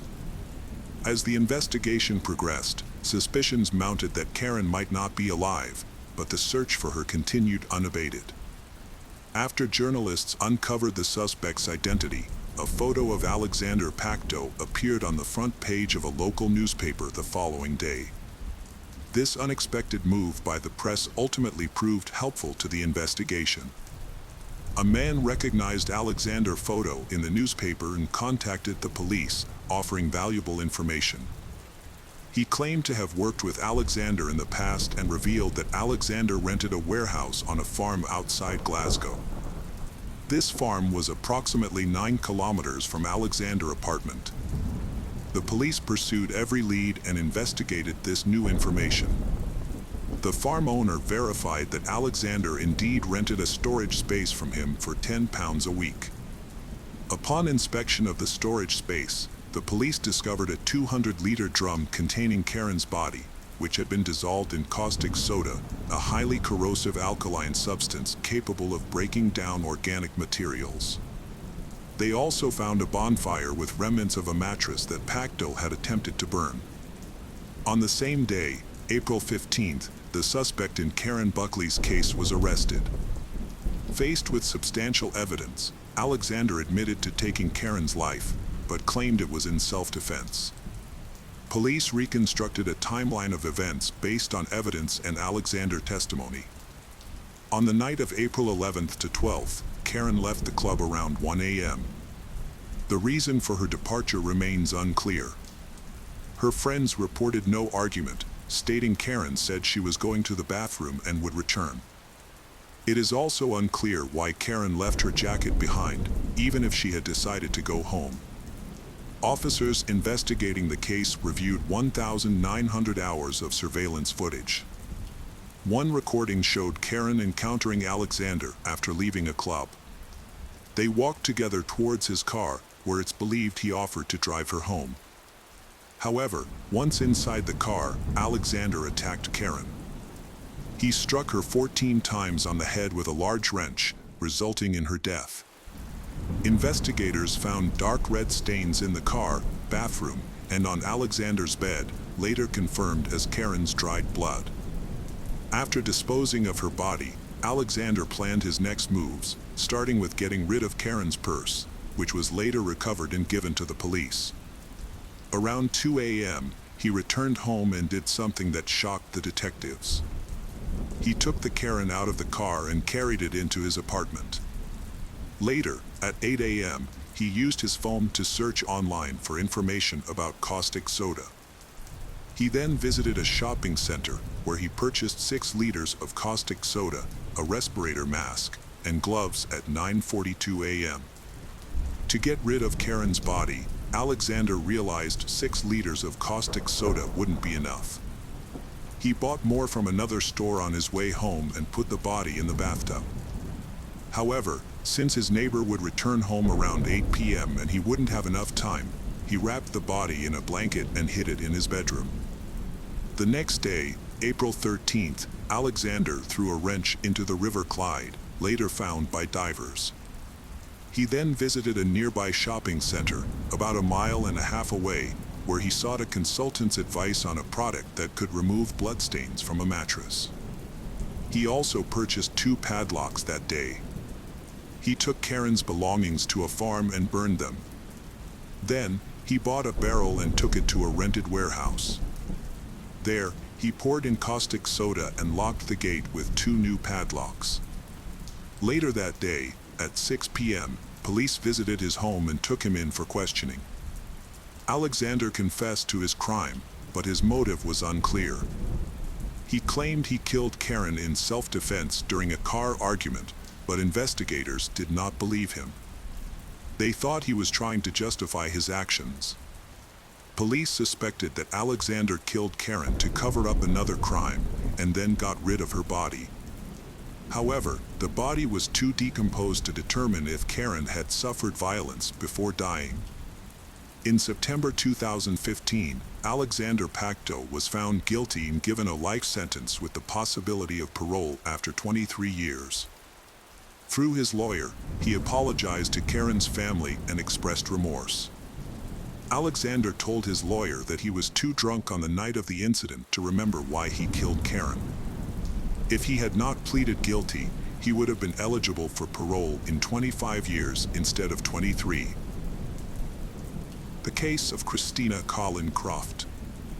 Christina Rose Carlin Croft was born on November 11, 1983, in a coastal town in southern New Jersey, to Stuart Croft and Deanne Carlin. She had a natural flair for being in front of the camera, which would eventually shape her career path. After graduating from high school in Linwood in 2000, Christina worked as a waitress in southern New Jersey and later at the Borgata Hotel Casino and Spa in Atlantic City for several years. However, her ultimate dream was to become a model, and her determination paid off. She eventually found success in the modeling industry. In her promotional material, Christina revealed that she enjoyed participating in photo shoots featuring high-end lingerie and swimwear. According to Eva Waltz, a friend she met on a 3-day Maxim magazine shoot, Christina was a charming and beautiful woman with a great sense of humor. With dark hair and blue eyes, she embodied the essence of a fashion model. Christina had always dreamed of being on the cover of Playboy. In 2003, while working as a waitress at the Borgata Casino, she met Alex Yurtielli. They started dating soon after, and Alex became her supportive partner, never opposing her career choices. After a long-term relationship, they got engaged. The couple stayed together until Christina's death. Christina achieved her goal of becoming Cybergirl of the Month for May 2009 and was invited to the Playboy Mansion. She attended parties at the mansion, gaining entry into the glamorous world. This success marked the peak of her career, and her ambitions soared, especially after meeting Hugh Hefner, whose attention was hard to capture. However, despite this, Christina failed to become a Playboy magazine model. Thousands of girls send their photos to the magazine, but only one is chosen. At 26, Christina was considered too old for the magazine, which typically features younger models. This setback affected her confidence, but she continued modeling. Her extensive portfolio included work with Redken, Maxim, Victoria's Secret, Vanity Fair, and many others. To further her career, Christina moved to New York with her boyfriend Alex. However, not all brands were willing to work with her due to her explicit photo shoot. Christina's career began to decline after her appearance in Playboy, ultimately coming to an end. Overcoming this challenging period in her life was undoubtedly tough, but she always had Alex's support. Known for her elegant appearance, captivating beauty, and scandalous behavior, Christina made headlines in 2016 for causing a scene at the Smith, a restaurant in New York. According to law enforcement sources and court documents, Christina Carlin Croft, 34, and her male companion got into an argument with the manager, Sergei Anakin, on March 6th over their bill. The man refused to pay, and the manager intervened. Witnesses claim Christina was drunk and falsely accused the manager of pushing her, but surveillance footage proved otherwise. She allegedly struck someone in the neck around 10 p.m., causing redness and significant pain. Christina was charged with misdemeanor assault, attempted assault, and harassment. However, the DA offered her a deal, and the charges were dropped on the condition that she remains trouble-free for 6 months. Christina has always had a fondness for Philadelphia, particularly Ardmore, which she considered a safe haven. With this in mind, Alex purchased an apartment in Ardmore in 2018 and relocated to Pennsylvania with her. However, Christina soon discovered that Ardmore wasn't as safe as she had thought. On August 18, 2018, she contacted the police to report a robbery. Earlier that evening, Christina had spent time at a bar in Philadelphia, but her memories of the night were hazy. The next thing she recalled was waking up the following morning, feeling groggy and suspecting that someone had drugged her with illegal substances. She had no recollection of how she got home or if anyone had accompanied her. At the time, Alex was away on a business trip. Feeling uneasy and anxious, Christina repeatedly expressed her concerns about her safety. During the investigation, Police obtained CCTV footage showing a car arriving at Christina's apartment around 3 a.m. Unconscious in the back seat, Christina was being driven by a thief who stole her keys, entered her home, and plundered over $50,000 worth of valuables, including jewelry, designer bags, pillows, sunglasses, a credit card, and personal documents. The thief remained in the apartment for about an hour and a half before returning to the car, helping Christina inside, and then leaving her in the hallway. They placed the keys back in her purse and drove away. The police swiftly identified the perpetrator using a credit card statement. The driver was Andre Melton, a man with a prior criminal record. He was driving a rented 2018 Kia Sorento with Virginia license plates. Witnesses reported seeing the same car near Christina's house on August 17th, which was confirmed by police using specialized license plate recognition software. While the police were still searching for Andre Melton to recover Christina's stolen items, a far more serious crime took place. Just 4 days later, on August 22, 2018, Alex Celli called the police, asking them to check on his girlfriend, Christina Carlin Craft, as he was unable to contact her and was on his way home. Christina wasn't answering her calls or texts. Upon arriving home, Alex found the apartment door locked from the inside. He then checked the security system, revealing that someone had opened the front door and the balcony door during the night.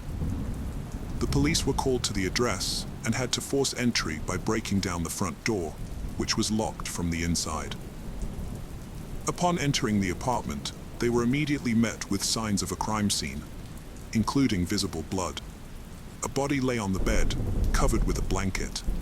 Lifting the blanket, they found a woman who had been severely beaten. Unfortunately, it was Christina Carlin Craft, and she was already dead. Her body showed signs of blows all over, and her nose was broken. There was also a strangulation mark around her neck. It was later discovered that Christina had been strangled with her own sweatpants. When the detectives identified the victim, they had to break the devastating news to Alex, who was waiting outside. His beloved Christina was dead. This shocking revelation sparked immediate suspicion, as the people closest to the victim are often implicated in such cases. The police did not dismiss the possibility that Alex might be the perpetrator. Alex and Christina had a long history together, and anything could have transpired between them. It was Alex who had contacted the police station, expressing concern for Christina's safety, only for her to be found dead soon after. These events seemed too coincidental. It was possible that Alex had orchestrated the scenario to divert suspicion away from himself. The investigators requested that Alex accompany them to the police station to answer some questions. He agreed without hesitation. During the questioning, Alex explained that he had an urgent work commitment in New York on August 21st and had planned to return. The following night, August 22nd, at 2:30 a.m., he called Christina to bid her good night, but she didn't answer. Given her habitual wakefulness at this hour, Alex grew anxious. He made several more calls, but Christina remained unresponsive. After reviewing the security system, he discovered suspicious activity in the apartment that night, prompting him to relinquish his business and rush back to Ardmore. After hearing Alex's story, the police no longer believed he was responsible for Christina's murder. His alibi checked out, and he couldn't have been in two places at once. They cleared him as a suspect, but the question remained: who killed Christina? Who would want her dead? The investigators looked into Christina's report of a robbery 4 days before her murder, suspecting a connection between the two crimes. This led them to Andre Melton, the thief who stole from Christina's apartment. Maybe he returned to steal again, but his plan was foiled when Christina caught him. Perhaps he discovered she had reported him to the police and decided to take revenge. On August 22nd, the day Christina's body was found, the police obtained an arrest warrant for Andre Melton. When they went to his address, however, they discovered he was no longer there. Despite his absence, they did find some of Christina's belongings still at the location. The police also managed to obtain surveillance footage from the night of the crime, which showed Christina leaving her apartment, then returning a few hours later with an unknown man. The footage was recorded at 3:08 a.m., and surprisingly, the man was not Andre Melton. Further analysis of the footage revealed that the unknown man did not leave Christina's apartment again. The police later found an explanation for this using CCTV cameras on the streets of Ardmore. They discovered that Christina had visited a Philadelphia bar before returning to her apartment. Investigators reviewed the CCTV footage from the bar, which showed Christina meeting a man who later hugged her. This was the same man she had returned to her apartment with. After leaving the bar, Christina and her new friend were involved in an altercation. In the days that followed, detectives worked to reconstruct Christina's movements on the day she died, gathering data to piece together the events leading up to the crime. The police quickly ruled out Melton as a suspect, as he was not with Christina on the day of her death. However, it remained unclear whether her death was connected to the earlier robbery or simply a coincidence. On August 25th, the police received a new lead. Andrew Sanford, the taxi driver who had driven Christina and her companion that night, came forward. According to Sanford, Christina and the man had hailed him down rather than using the taxi app, and had negotiated the fare. Sanford reported that the couple seemed affectionate and did not arouse his suspicion.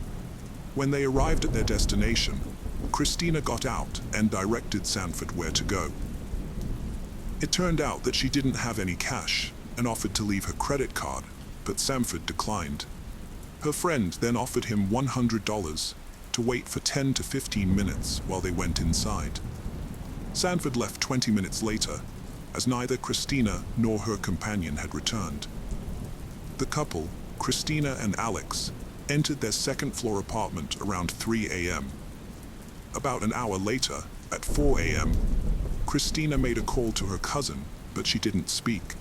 Instead, her cousin heard a man's voice in the background, warning Christina not to call the police. The call abruptly ended before the cousin could gather more information.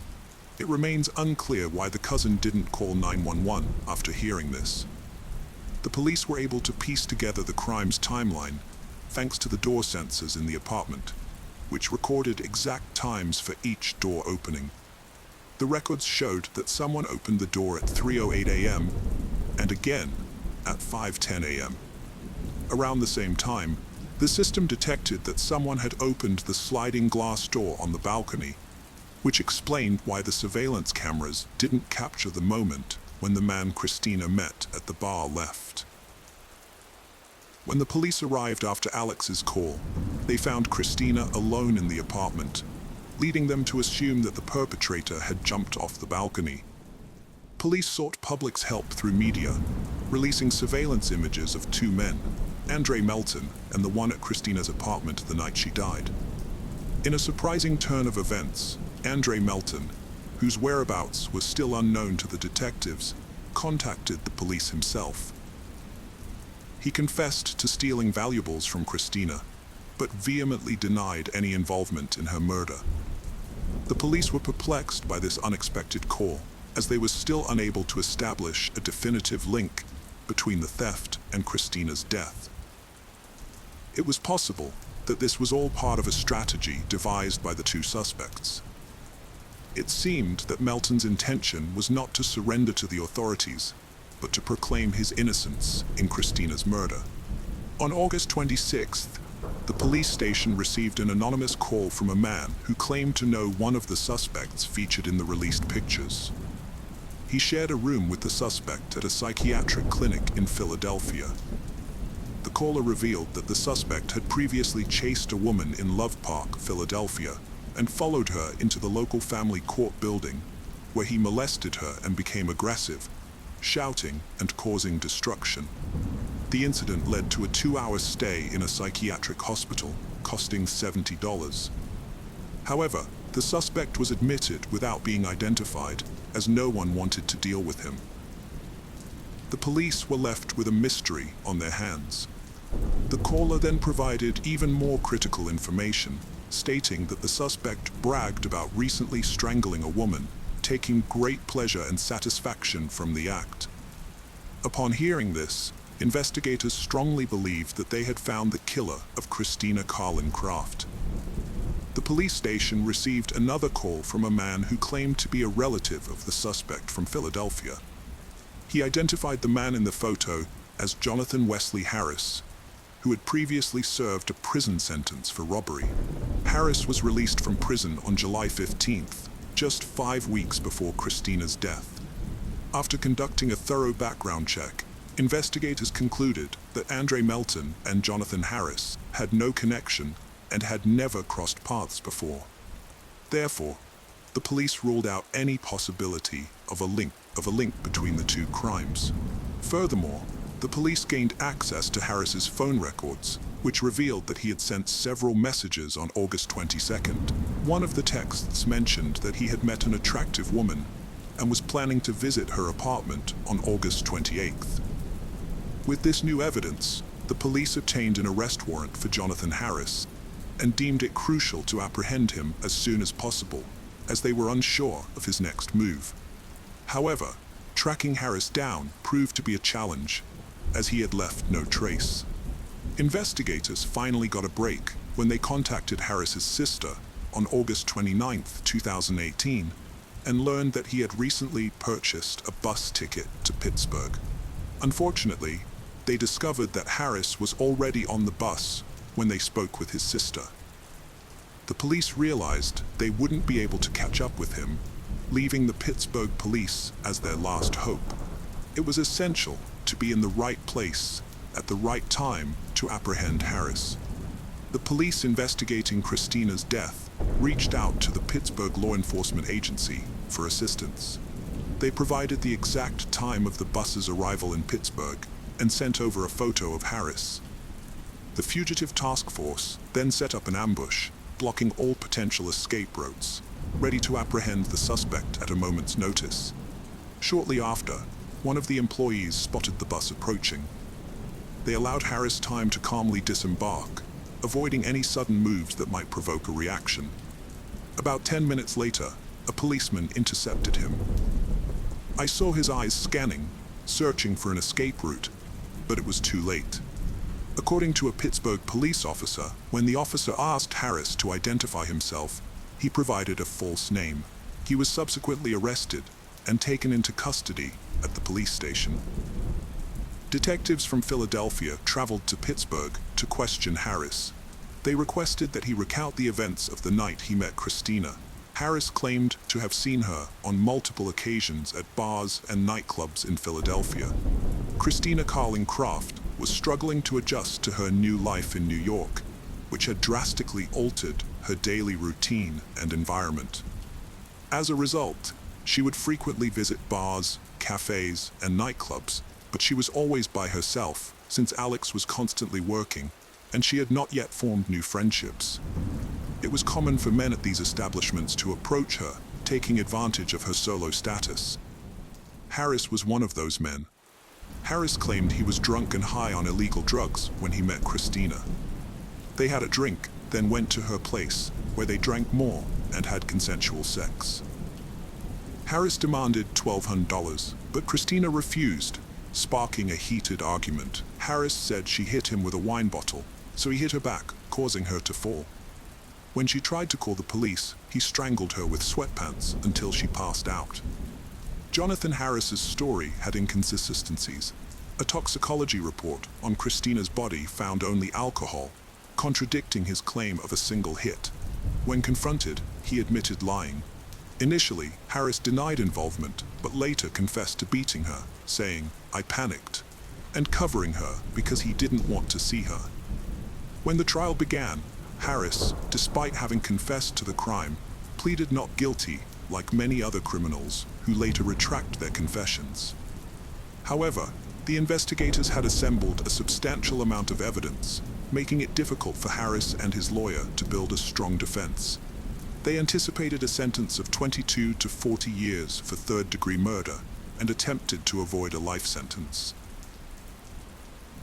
Nevertheless, The prosecutors presented overwhelming evidence that convinced the court that the crime was premeditated. During the trial, the court heard testimony from a man who had shared a room with Harris at a psychiatric clinic.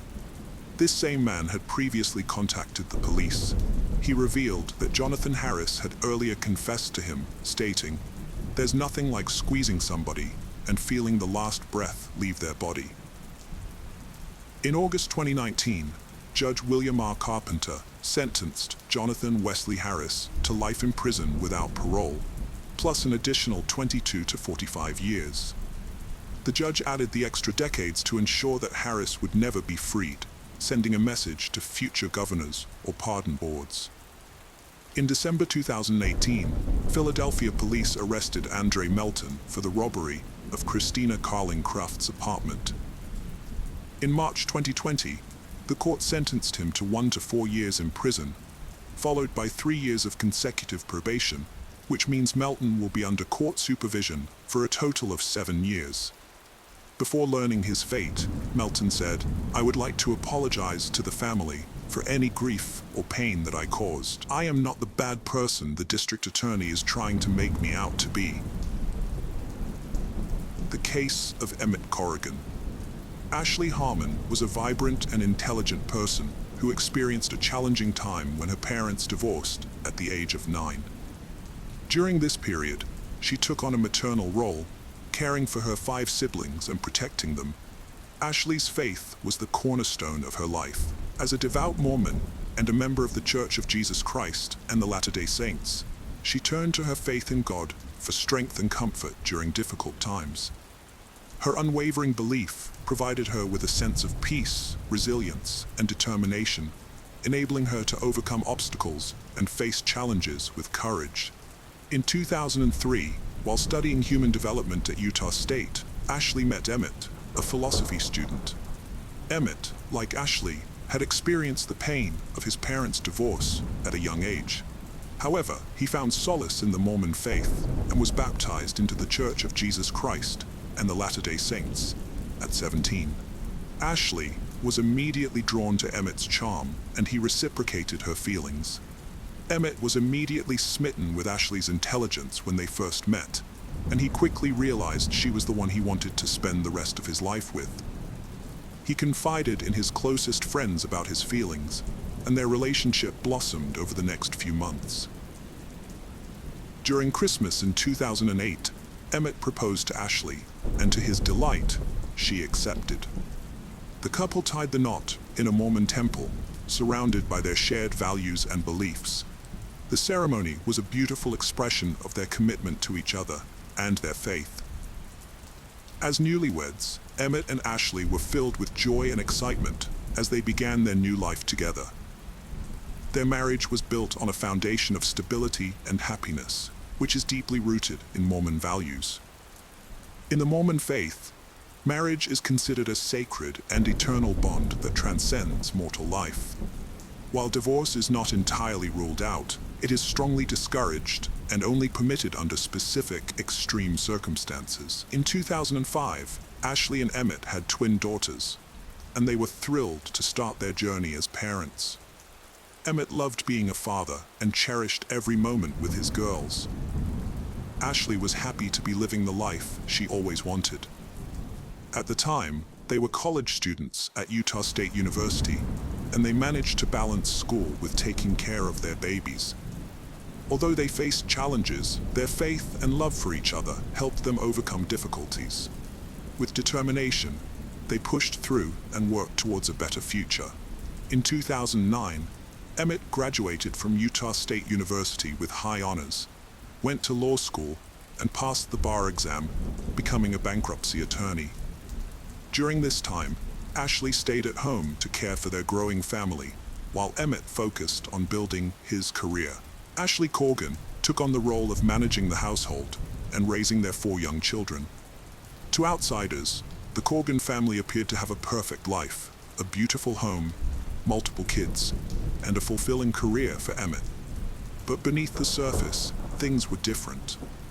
In August 2010, Emmett began to feel overwhelmed by the financial burden of providing for his family of 6. To remedy this, Emmett decided to start his own business, a criminal defense firm. Through a friend, he met Candy Hall, a reputable paralegal with experience in criminal law. The two met for lunch and got along well, leading Emmett to hire her for his firm. Candy was married to Robert Hall, a hard worker and devoted father. When Candy landed the job at Emmett's firm, she was initially thrilled, and her husband and children were happy for her. As the stress of building a business and raising their large family took its toll, Ashley noticed a change in her marriage to Emmett. He was overwhelmed by his responsibilities and saw a release by spending excessive time at the gym, often at inconvenient times that left Ashley to care for their 4 children alone. Despite their growing distance, Ashley and Emmett welcomed their 5th child, a son, on January 15, 2011. However, Emmett's behavior was different from when their other children were born. He began spending more and more time away from home, sometimes staying out overnight. Ashley confided in her sister, expressing her genuine concern that Emmett's activities might be evidence of infidelity. Emmett's assistant, Candy Hall, was facing marital problems similar to Ashley's. Candy confided in a friend that her husband Rob was jealous of her working for the charming Emmett. The constant arguing was putting a strain on their relationship. On March 6, 2011, Ashley and Emmett celebrated their 7th wedding anniversary, but Emmett didn't join her. Instead, he claimed to be at a bodybuilding competition, leaving Ashley to take care of their children by herself. Ashley felt anxious about her marriage, wondering if she was to blame for Emmett's unhappiness. Since divorce wasn't an option, she decided to work on improving their relationship. With a fresh resolve on March 11th, Ashley aimed to restore unity to her home. Ashley was determined to repair her strained relationship with her husband Emmett. She spent the entire day planning a perfect evening, attending to every detail to make it special. She cooked his favorite meal, tidied the house, and reminded the children to be on their best behavior. Ashley set the table and waited for Emmett to arrive home from work at 6 p.m. However, he walked in 2 hours late. When she tried to greet him with a kiss, he turned away, leaving her feeling cold. Despite his aloofness and the growing distance between them, Ashley was resolute in her mission to rekindle Emmett's love for her. She firmly believed that their love was worth fighting for and was willing to do whatever it took to salvage their relationship. 2 hours after she had finished preparing dinner, the family finally gathered around the table to eat. But to Ashley's dismay, Emmett claimed he wasn't hungry. Ashley prepared a meal for her husband Emmett, but he showed little interest, leaving her disappointed and hurt. When he claimed he needed to go to Walgreens, Ashley sensed something was wrong and asked him to stay and talk. Emmett responded harshly and left, leaving Ashley confused and hurt. Meanwhile, Emmett's assistant, Candy, was going through a tough time in her marriage to Rob Hall. That same day, Rob decided to pack his bags and leave their home, marking the end of their relationship. Rob had a strong bond with his loved ones, but he needed space.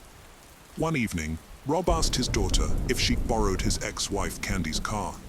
She said no. Later, she drove past Walgreens, saw Candy's car, and called her dad to let him know. Rob's casual response hit a profound impact on 2 families. Ashley lay awake in bed, her heart filled with worry as she prayed for her marriage to succeed. Despite her efforts to reach him, Emmett wasn't responding to her texts and calls, causing her great unease. Her instincts told her something was wrong, and she felt a sense of dread. Meanwhile, at around 1 p.m., a 911 call reported gunshots and a screaming woman in the Walgreens parking lot. The police responded quickly, unsure of what they would find. They didn't know if it was a random shooting, a botched drug deal, a robbery, or something else. As the first officer approached the scene, he was met with a disturbing sight.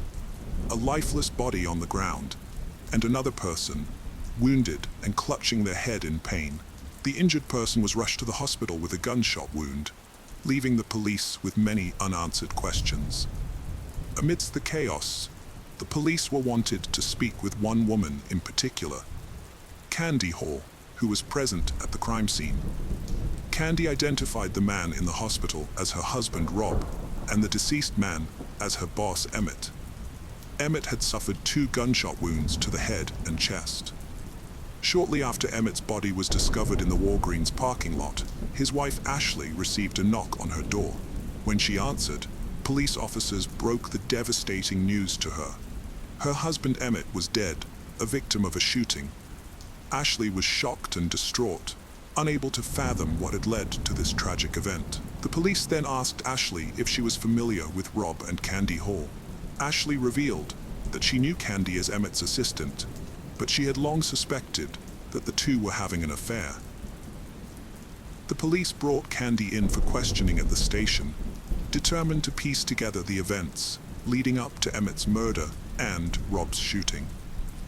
During the interrogation, Candy denied having a romantic relationship with her boss Emmett, and she vehemently rejected any suggestion of intimate relations. According to Candy, she had driven to Walgreens that night solely to pick up a prescription. Candy and Emmett met by chance in a store and decided to take a drive in Emmett's car. During the drive, Candy's phone rang. It was her estranged husband Rob. Candy told Rob she was with Emmett, which sparked Rob's jealousy and led to him making a violent threat against Emmett. After the phone call, Candy and Emmett stopped at a gas station and eventually arrived at Walgreens. When they got out of the car, Candy saw Rob waiting for them, visibly angry. The situation escalated into a heated argument and physical fight between Rob and Emmett. Amidst the chaos, Candy heard 3 loud gunshots and turned to see both men on the ground. She saw a gun lying nearby, picked it up and threw it away. When questioned by detectives, Candy claimed she didn't know who fired the first shots. Rob, who suffered a superficial gunshot wound to the head, was treated at the hospital and then interviewed by detectives. He told them that the gun found at the scene was his, and that it fell out of his pocket during the fight with Emmett at Walgreens. According to Rob, Emmett dove for the gun, and they struggled over it, resulting in Emmett shooting him in the head. Rob claimed he didn't know who shot Emmett during the struggle. The detectives weren't surprised that Rob didn't remember much due to his head wound from the gunshot. However, they did wonder if Emmett had fired the first shot, considering he ended up dead. To get to the bottom of the incident, which occurred in the Walgreens parking lot, the detectives checked the security footage. Upon reviewing the footage, they saw Rob Hall arrive at the parking lot at 9:55 p.m. 1 minute later, he entered the Walgreens store, rushing through each aisle as if searching for someone. The footage then showed Rob leaving the store at 10:06 p.m. and parking his car beside the candy section, where he waited for several minutes. 10 minutes after the shooting, Emmett's truck appeared on security footage as it pulled into the parking lot, but the shooting itself wasn't caught on camera. Although Candy, Emmett's assistant, initially denied having a romantic relationship with her boss, co-workers whispered that they were more than just colleagues. In fact, co-workers often saw Candy and Rob spending time together in Rob's office, with the door closed. Just 3 weeks after she started her job, detectives made a surprising discovery. Emmett had accompanied Candy to the public defender's office to discuss divorcing Rob. During their investigation, crime scene investigators searched Emmett's vehicle and found steroids in the glove compartment. This didn't surprise many of Emmett's loved ones, as he was obsessed with bodybuilding and had been acting strangely, leading them to suspect he was using steroids. When Candy gave her statement to the detectives, she described a distinctive pattern of gunshots that suggested Rob had shot and killed Emmett twice before turning the gun on himself. This evidence was enough for the detectives to obtain an arrest warrant for Rob Hall, charging him with first-degree murder. Rob was arrested and charged with Emmett's murder.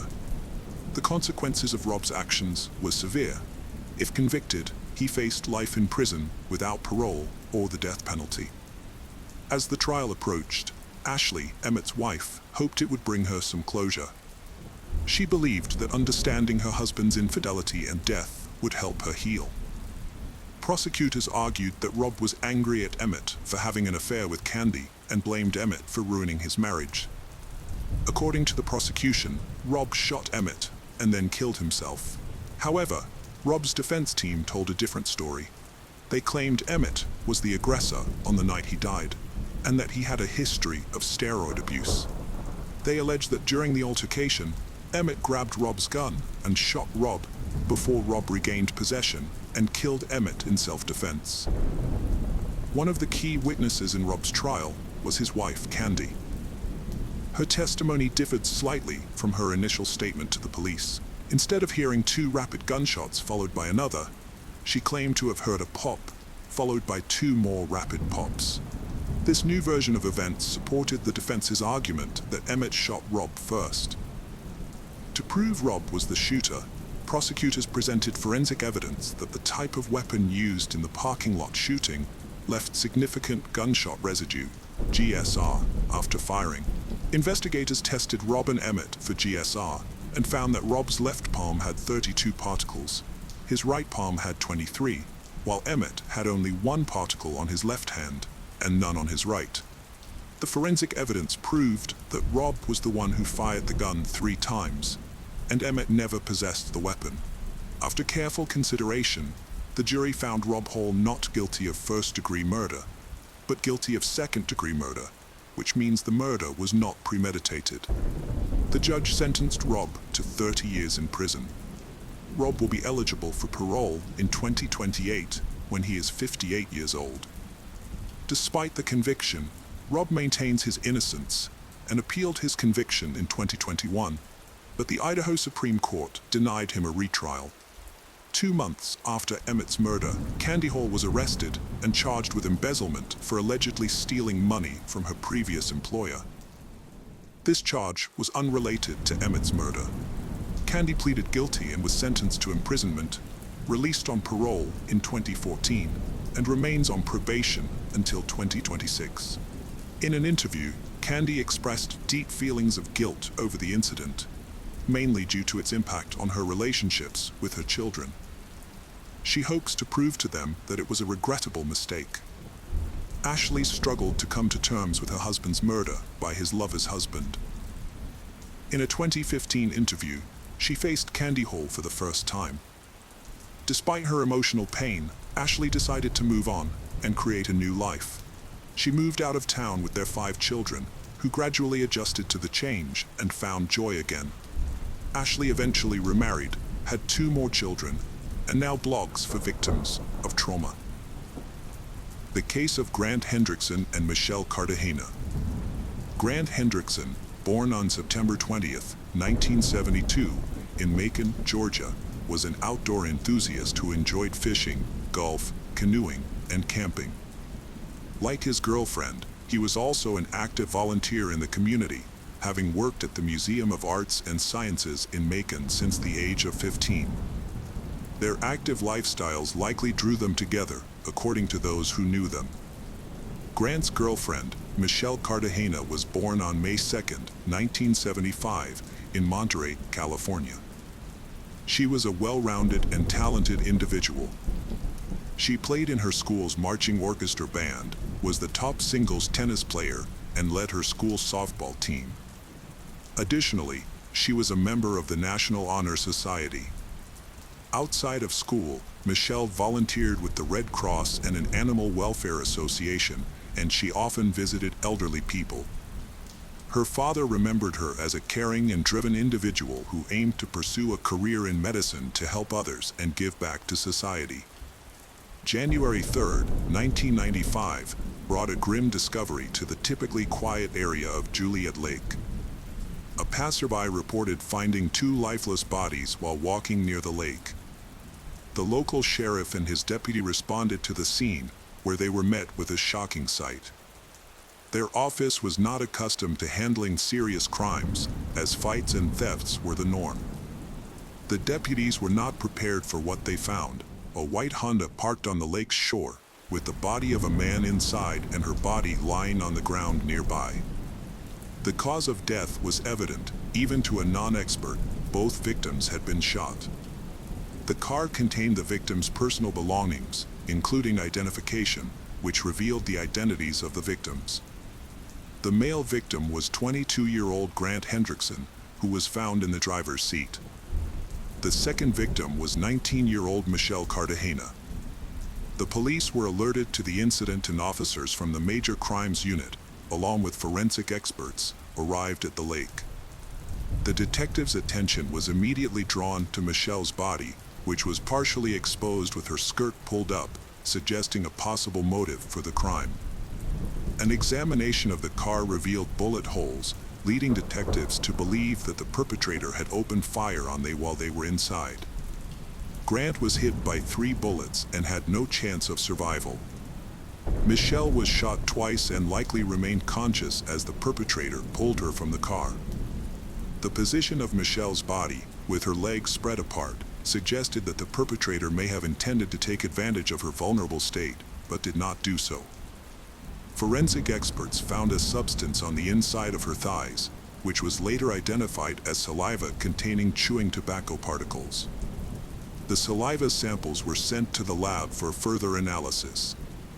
During the crime scene investigation, police discovered important evidence, including bullet casings of 2 different calibers, 13.223 caliber casings and 4 9mm casings. The presence of 2 types of ammunition suggests that there may have been 2 perpetrators, each using a different weapon. The families of Grant and Michelle were shocked and stunned when they learned about the tragedy. They struggled to comprehend who could have committed such a heinous act against their children. As only children, Grant and Michelle were extremely close to their parents. They had been dating for over a year and had already made plans for their future together, including their upcoming wedding. When detectives couldn't identify any enemies or suspects through family and friends, they began investigating further. They visited Mercer University in Macon, where Grant and Michelle were classmates, to gather more information and piece together the events surrounding the tragedy. The police investigation into the deaths of Michelle and Grant was ongoing, but they had not uncovered any significant leads. Both victims were well-liked and respected at the university, with no known conflicts or enemies. Initially, detectives considered the possibility that the killer might have been a man who had romantic feelings for Michelle and was rejected, but this theory was not substantiated and was eventually set aside. A visit to Mercer University did not yield any useful information for the police.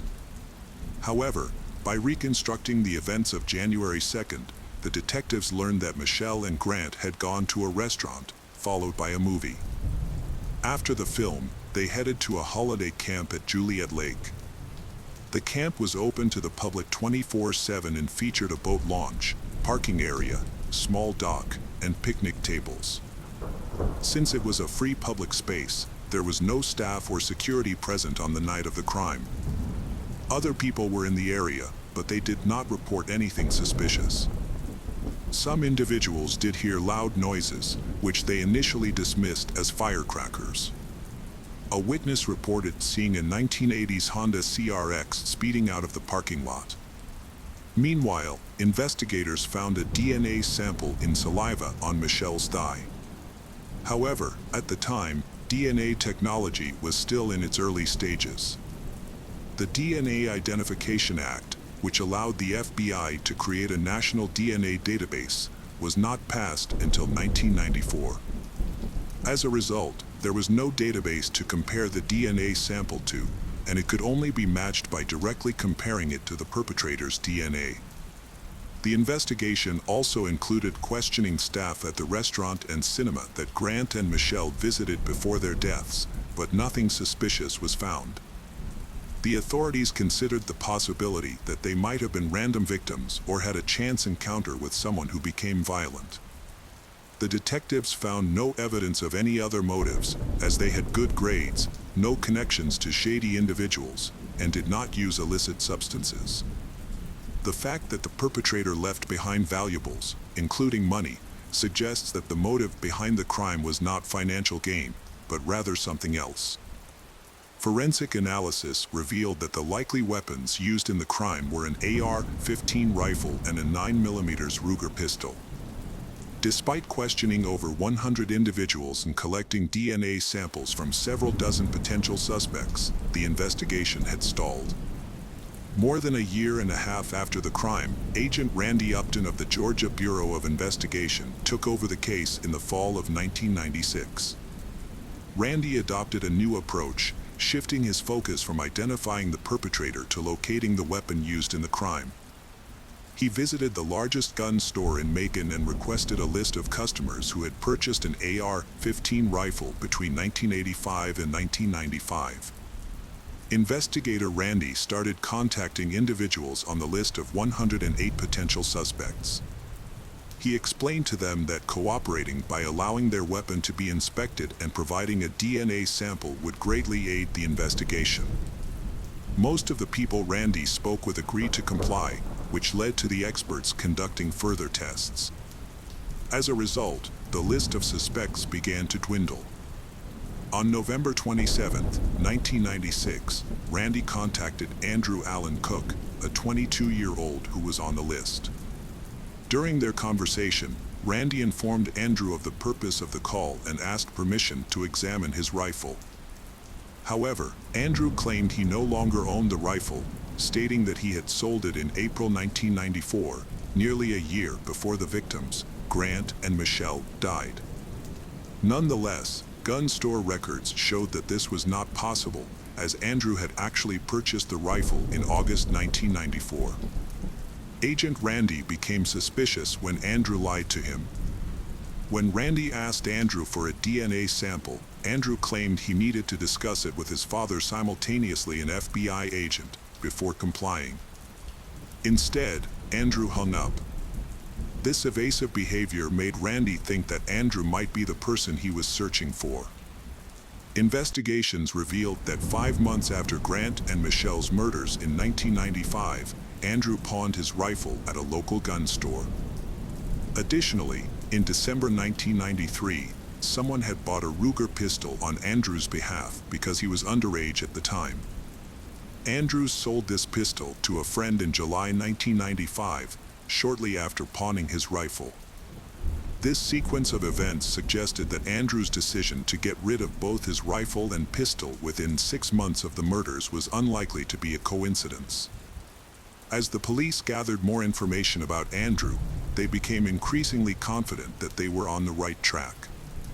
Further investigation revealed that Andrew had not only disposed of his firearms but also his 1987 Honda CRX, which matched the description of a car seen near the crime scene. Agent Randy decided to visit the diaper factory where Andrew worked. Although Andrew was absent, Randy spoke with one of his co-workers. A colleague of Andrew's reported that they had recently discussed the worst things they had ever done, and Andrew claimed to have shot someone with a rifle. The colleague was skeptical but asked Andrew why he had done it, and Andrew replied that he wanted to see if he could get away with it. The colleague also mentioned that Andrew was a frequent user of chewing tobacco. Another friend testified that Andrew had told him in late November 1996 that he needed to leave town because things were getting hot. These coincidences caught the attention of Agent Randy, who began searching for Andrew Cook, who had not lived with his parents for several years. On December 4, 1996, Agent Randy met with Andrew's father, John, who was also an FBI agent with 29 years of experience. Agent Randy explained that he was investigating the crime at Juliet Lake and wanted to speak with Andrew, but couldn't find him.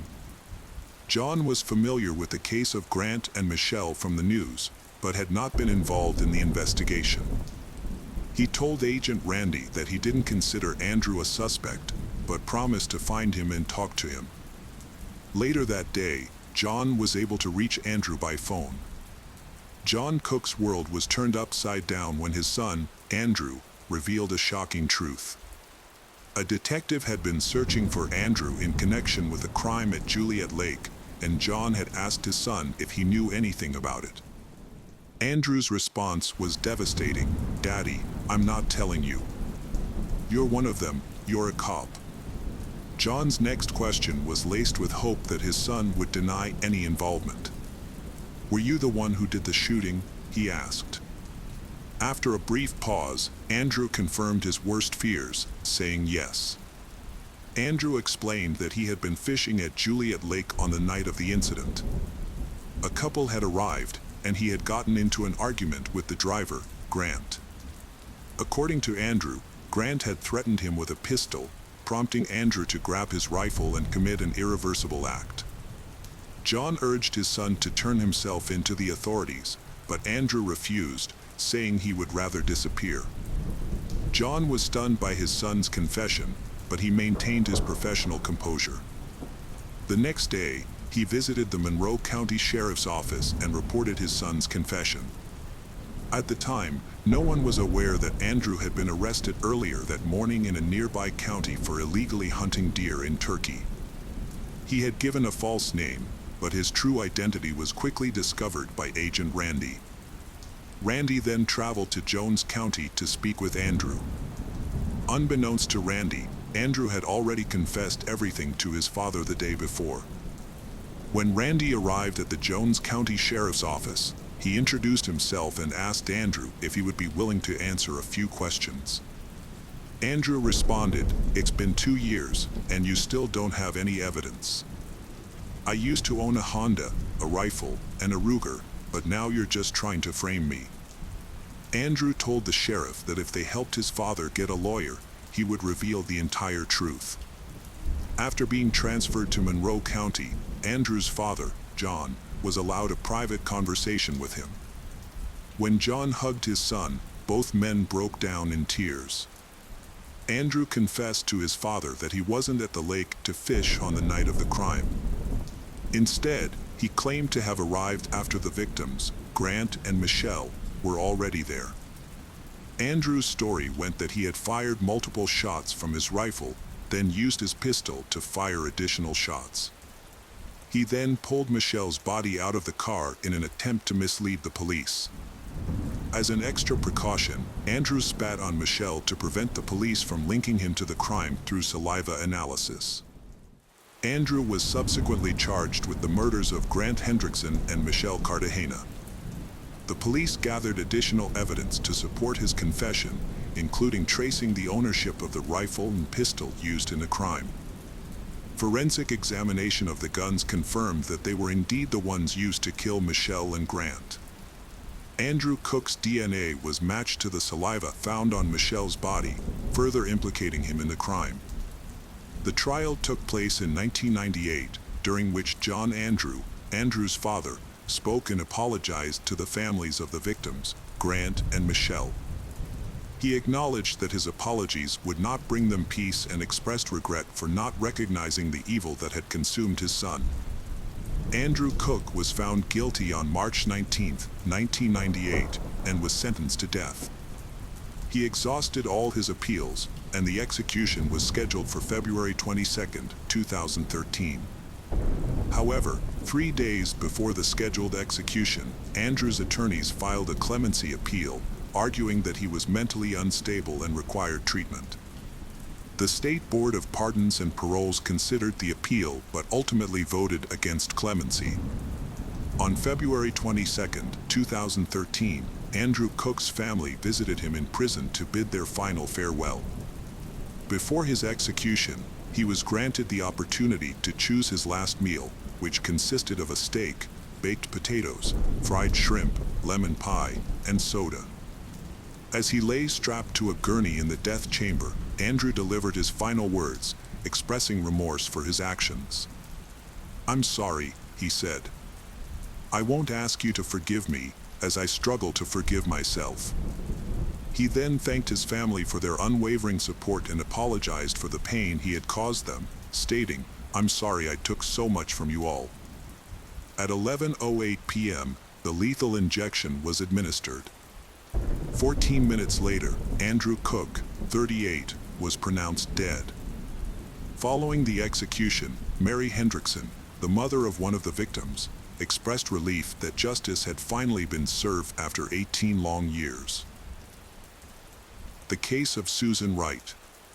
Susan Lucille Wright was born on April 24, 1976, in Houston, Texas, to parents Velma Sue and Jimmy Lawrence Wright. She was the eldest of two children and had a biological sister named Cindy. As a child, Susan was active, sociable, and creatively talented. During her school years, she developed a passion for dancing and aspired to become a choreographer. With her bright and attractive appearance, as well as her slender figure, she drew many admirers and being the center of attention. After completing high school, Susan tried but was unsuccessful in getting into college. To raise funds for her future education, she decided to take some time off. During this period, she found work as a dancer at a well-known nightclub, performing partially nude on stage. She decided to leave her job and use her savings to enroll in evening courses at a nursing school. To support herself and maintain her independence, Susan took a job as a waitress at a restaurant while pursuing her studies. However, she soon discovered that medicine was not her real passion and had trouble paying for her studies. Consequently, she stopped attending her classes to concentrate on her job. In the summer of 1997, 21-year-old Susan met her future husband, Jeffrey Andrew Wright, at the Galveston restaurant where she worked. He was immediately drawn to her beauty and radiant smile, becoming a regular customer and leaving generous tips. After some time, Jeffrey mustered the courage to ask Susan for her phone number. He would call her daily, sometimes multiple times a day, to arrange romantic dates and surprise her with small gestures, such as sending flowers with heartfelt notes to her workplace. In the evenings, he would meet her and walk her home. The man was 8 years older than Susan, but she didn't consider this a significant issue. He was charming, attentive, and caring, which quickly won her over. However, it soon became apparent that Jeffrey struggled with alcohol and substance abuse. He claimed to have overcome his addiction to drugs and promised to quit drinking entirely. Susan, being young and in love for the first time, believed him. She thought that their love could conquer any obstacle. Shortly after, Susan discovered she was pregnant and excitedly shared the news with Jeffrey. Although he seemed pleased about becoming a father, he didn't take any decisive action, such as proposing or suggesting they move in together. Confused by Jeffrey's behavior, Susan took matters into her own hands. She insisted that their child should be born within a married family, and Jeffrey agreed to her terms. By the time they officially got married, Susan was already 8 months pregnant. They chose to have a quiet, intimate wedding without guests or celebrations, rather than a grand ceremony. Around this time, they purchased a home in a quiet area of Harris County, Texas, and moved in a couple of weeks before the birth of their child. In December 1998, they welcomed their first child, a son named Bradley, and appeared to be the perfect family. In 2001, Susan became pregnant again, and in the spring of 2002, she gave birth to a daughter named Kay. The family had a small dog named Buck, a comfortable family car. Jeffrey worked at a local construction company, and after the children were born, Susan became a stay-at-home mom by mutual agreement. She took care of the kids and created a cozy home environment. The neighbors said that Mrs. Susan was a kind person, friendly, sociable, a caring mother, and a loving wife. However, it was later revealed that the reality of their family life was far from perfect. Her husband was extremely demanding in every aspect of their lives. Susan's days were filled with cleaning, doing laundry, and cooking. Jeffrey demanded freshly cooked meals every day, prohibiting her from preparing meals in advance or reheating leftovers. Maintaining a perfect and clean home was a challenging task, especially with 2 small children. Additionally, Jeffrey required his clothes to be washed almost daily, as he refused to wear the same item twice. If Susan failed to meet these expectations, she faced insults, humiliation, and even physical abuse. Moreover, Jeffrey was extremely frugal, providing Susan with a meager weekly allowance of $100 to cover all household expenses, including cooking, childcare, and maintenance. Susan had to keep track of every expense, giving receipts to her husband Jeffrey. However, Jeffrey's behavior was a bigger issue. Despite promising to quit drinking, he continued and started using drugs, downplaying it as light doping for work stress. The substances made him aggressive, causing him to harm Susan and their son. Jeffrey denied his behavior was a problem, claiming Susan knew about his substance use before marriage. His parents sympathized with Susan but felt powerless to intervene. After moving in together, Jeffrey's behavior became increasingly aggressive, leading to physical, emotional, and intimate abuse. He initially apologized, but the violence became regular. Jeffrey would often go to the gym 3 times a week to practice boxing as a stress relief measure. He looked forward to sharing this activity with his son when the boy was older. On January 13, 2003, Jeffrey returned home from the gym agitated and on edge. As Susan prepared dinner, he attempted to teach their 5-year-old son some boxing moves but lost control and struck the child, causing the boy to burst into tears. Susan pretended not to notice the incident, but it was the last straw for her. Following dinner, she put the kids to bed. Meanwhile, Jeffrey stayed in the bedroom, where he continued to take drugs. There are different accounts of what happened next. According to Susan, when she went into the room, Jeffrey assaulted her, attempted to rape her, and tried to stab her with a knife. She claimed she fought back in self-defense after managing to take the knife from him. The events that followed are unclear, with different accounts of what happened. According to Susan, when she entered the bedroom, Jeffrey tried to attack her, sexually assault her, and kill her with a knife. However, she claims she managed to grab the knife and defended herself, leading to a fight. Her story changed multiple times, but the version told in court, based on the investigation, was considered more believable. Susan decided to use her dance skills to distract her husband and lower his guard. Wearing a short silk robe over her bare body, she put on a seductive show for Jeffrey. She then suggested a role-playing game that involved tying him up, which he agreed to. Using 3 of Jeffrey's neckties, she bound his hands and 1 leg to the bed. She used the silk belt from her robe to secure his other leg. With Jeffrey immobilized, Susan created a makeshift gag using her underwear, pretending it was part of the intimate game. To set the mood, she lit candles and turned off the lights. Jeffrey was tied to the bed with a gag in his mouth, unable to move or speak. The room was dimly lit. Jeffrey poured hot wax from a candle onto Jeffrey's chest, which was painful but initially seemed like part of a game they were playing. However, when she poured wax onto his genital area, the pain became unbearable. Jeffrey tried to free himself and scream, but he couldn't. His wife, Susan, took a small sharp knife from the kitchen and began stabbing him repeatedly, starting at his groin and moving up his body, slashing his genitals, legs, abdomen, chest, arms, neck, and face. She began slowly, expressing her grievances with each stab, recounting the insults, humiliations, and abuse she had suffered. As she continued, Susan began to cry and stab faster. Experts later counted 193 shallow knife wounds on Jeffrey's body. Most of these wounds were not fatal, and Jeffrey was conscious for most of the ordeal. Susan's actions suggested she was in a state of extreme emotional distress.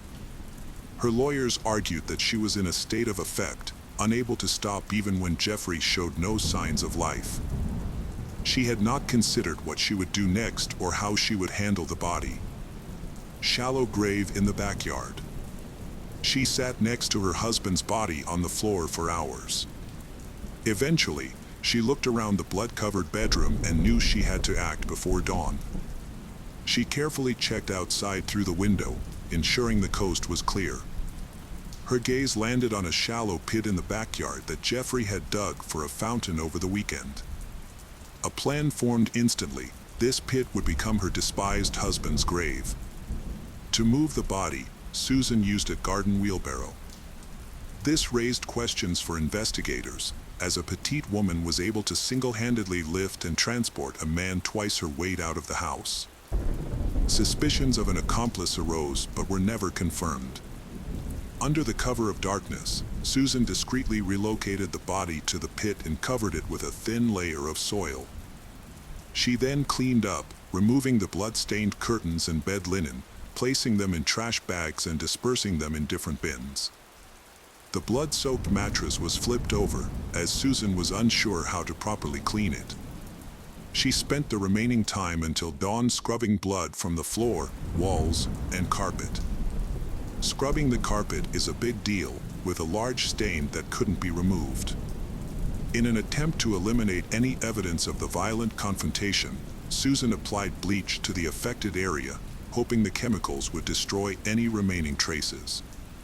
Susan made a distressing call to her husband's parents in Austin, Texas. She was emotional as she recounted the events. Her husband, under the influence, had physically assaulted her and their son, spilled bleach on the carpet, and then ended their relationship before leaving. Jeffrey's parents were shocked and concerned by the news. Although they were aware that their son had his flaws, they felt genuine sympathy for their daughter-in-law. However, when they learned that he had hit their grandchild, they immediately offered for Susan and the children to come and stay with them. Despite their willingness to help, the young mother declined their offer. She added that she planned to file a police report and reveal all the incidents that had occurred at their residence. 2 days later, Susan visited the police station as her husband's sudden disappearance raised increasing concerns and action was necessary. Susan reported that she and her children had been victims of domestic violence perpetrated by her husband and required protection. She successfully obtained a restraining order against her husband, preventing him from approaching her and the children, although she was already aware that he would never be able to come near them again. As evidence, Susan presented bruises and cuts on her arms, which she alleged were inflicted by her husband using keys when she attempted to defend herself. Additionally, Susan had a small bruise on his face and corroborated that his father had struck him. At first, the tearful woman's story seemed believable and logical. She claimed her husband, under the influence of alcohol and substances, had attacked her and their young son.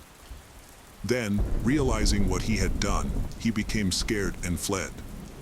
However, over time, suspicions grew because Jeffrey had not contacted anyone.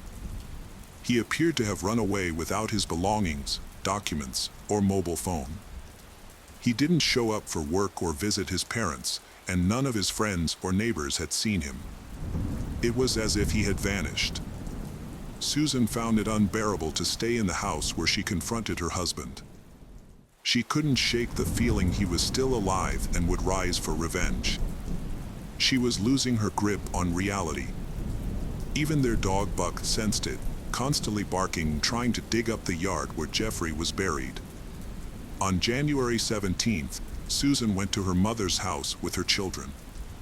When her mother saw her daughter in person, she fully realized the severity of the situation. Even though she had already been aware of it, Velma directly asked if she had killed her husband, and her daughter broke down in tears, nodding in admission. The daughter then confessed to the crime, revealing the location of her husband's body, and repeatedly expressed uncertainty about what to do next. Following her mother's advice, Susan reached out to lawyer Neil Davis the next day and confessed to killing her husband and attempting to cover up the crime. After gathering all the details, the experienced defense attorney considered possible scenarios and contacted the Harris County District Attorney's Office on January 19th. Davis reported Susan's confession, including the burial of her husband's body in their backyard, and stated that she was willing to provide a full statement at the police station. On January 24, 2003, Susan voluntarily went to the police station, intent on making a full confession. However, her account was disjointed, with confusing details and occasional contradictions. She sometimes referred to her late husband as if he were still alive, expressed fear of him, and requested protection. Consequently, Susan underwent a psychiatric evaluation. The results revealed she had suffered a nervous breakdown and was experiencing depression. Despite this, the evaluation found that Susan was still capable of understanding the actions she had taken. When investigators uncovered the remains of Jeffrey from the makeshift grave in the backyard, they were shocked by the brutality of the scene, having never encountered. Experts counted a total of 193 knife wounds on the victim's body, distributed across various areas, including the groin, legs, shoulders, arms, abdominal area, chest, neck, and face. The majority of these wounds were superficial, meaning they were not life-threatening on their own. However, one head wound was severe enough to have caused death. The large number of superficial wounds suggests that the victim endured a prolonged and agonizing death, likely while still conscious, as his wife repeatedly stabbed him with a small knife. The victim's wrists and ankles showed deep marks from the ties and belt used to bind him. These injuries indicated that the victim had attempted to free himself but was unsuccessful. The ties and belt were still on the body when it was found. Additionally, there were traces of candle wax on the victim's chest and groin area. Susan claimed that the candle wax was an accident, resulting from her husband knocking over a lit candle. However, the prosecution argued that the hot wax was more likely used as a form of torture to inflict suffering on the bound victim. Furthermore, the victim's mouth contained his wife's underwear, which acted as a gag to prevent him from screaming or calling for help. Toxicological tests showed the deceased had alcohol and several controlled substances in his system, which could have led to aggressive and irrational behavior. Initially, the bedroom where the confrontation occurred seemed normal, except for a large bleach stain on the carpet. However, upon closer inspection using special chemical agents and equipment, it became clear that Susan had spent considerable time cleaning up the scene. Once wiped away blood traces were revealed, the true extent of the violence became apparent.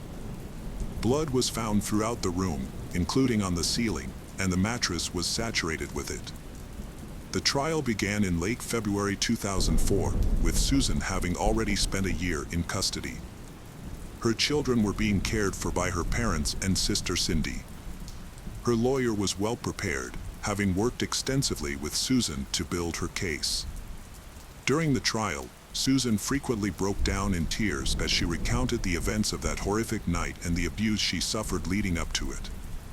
She claimed to have endured years of cruelty and violence at the hands of her husband.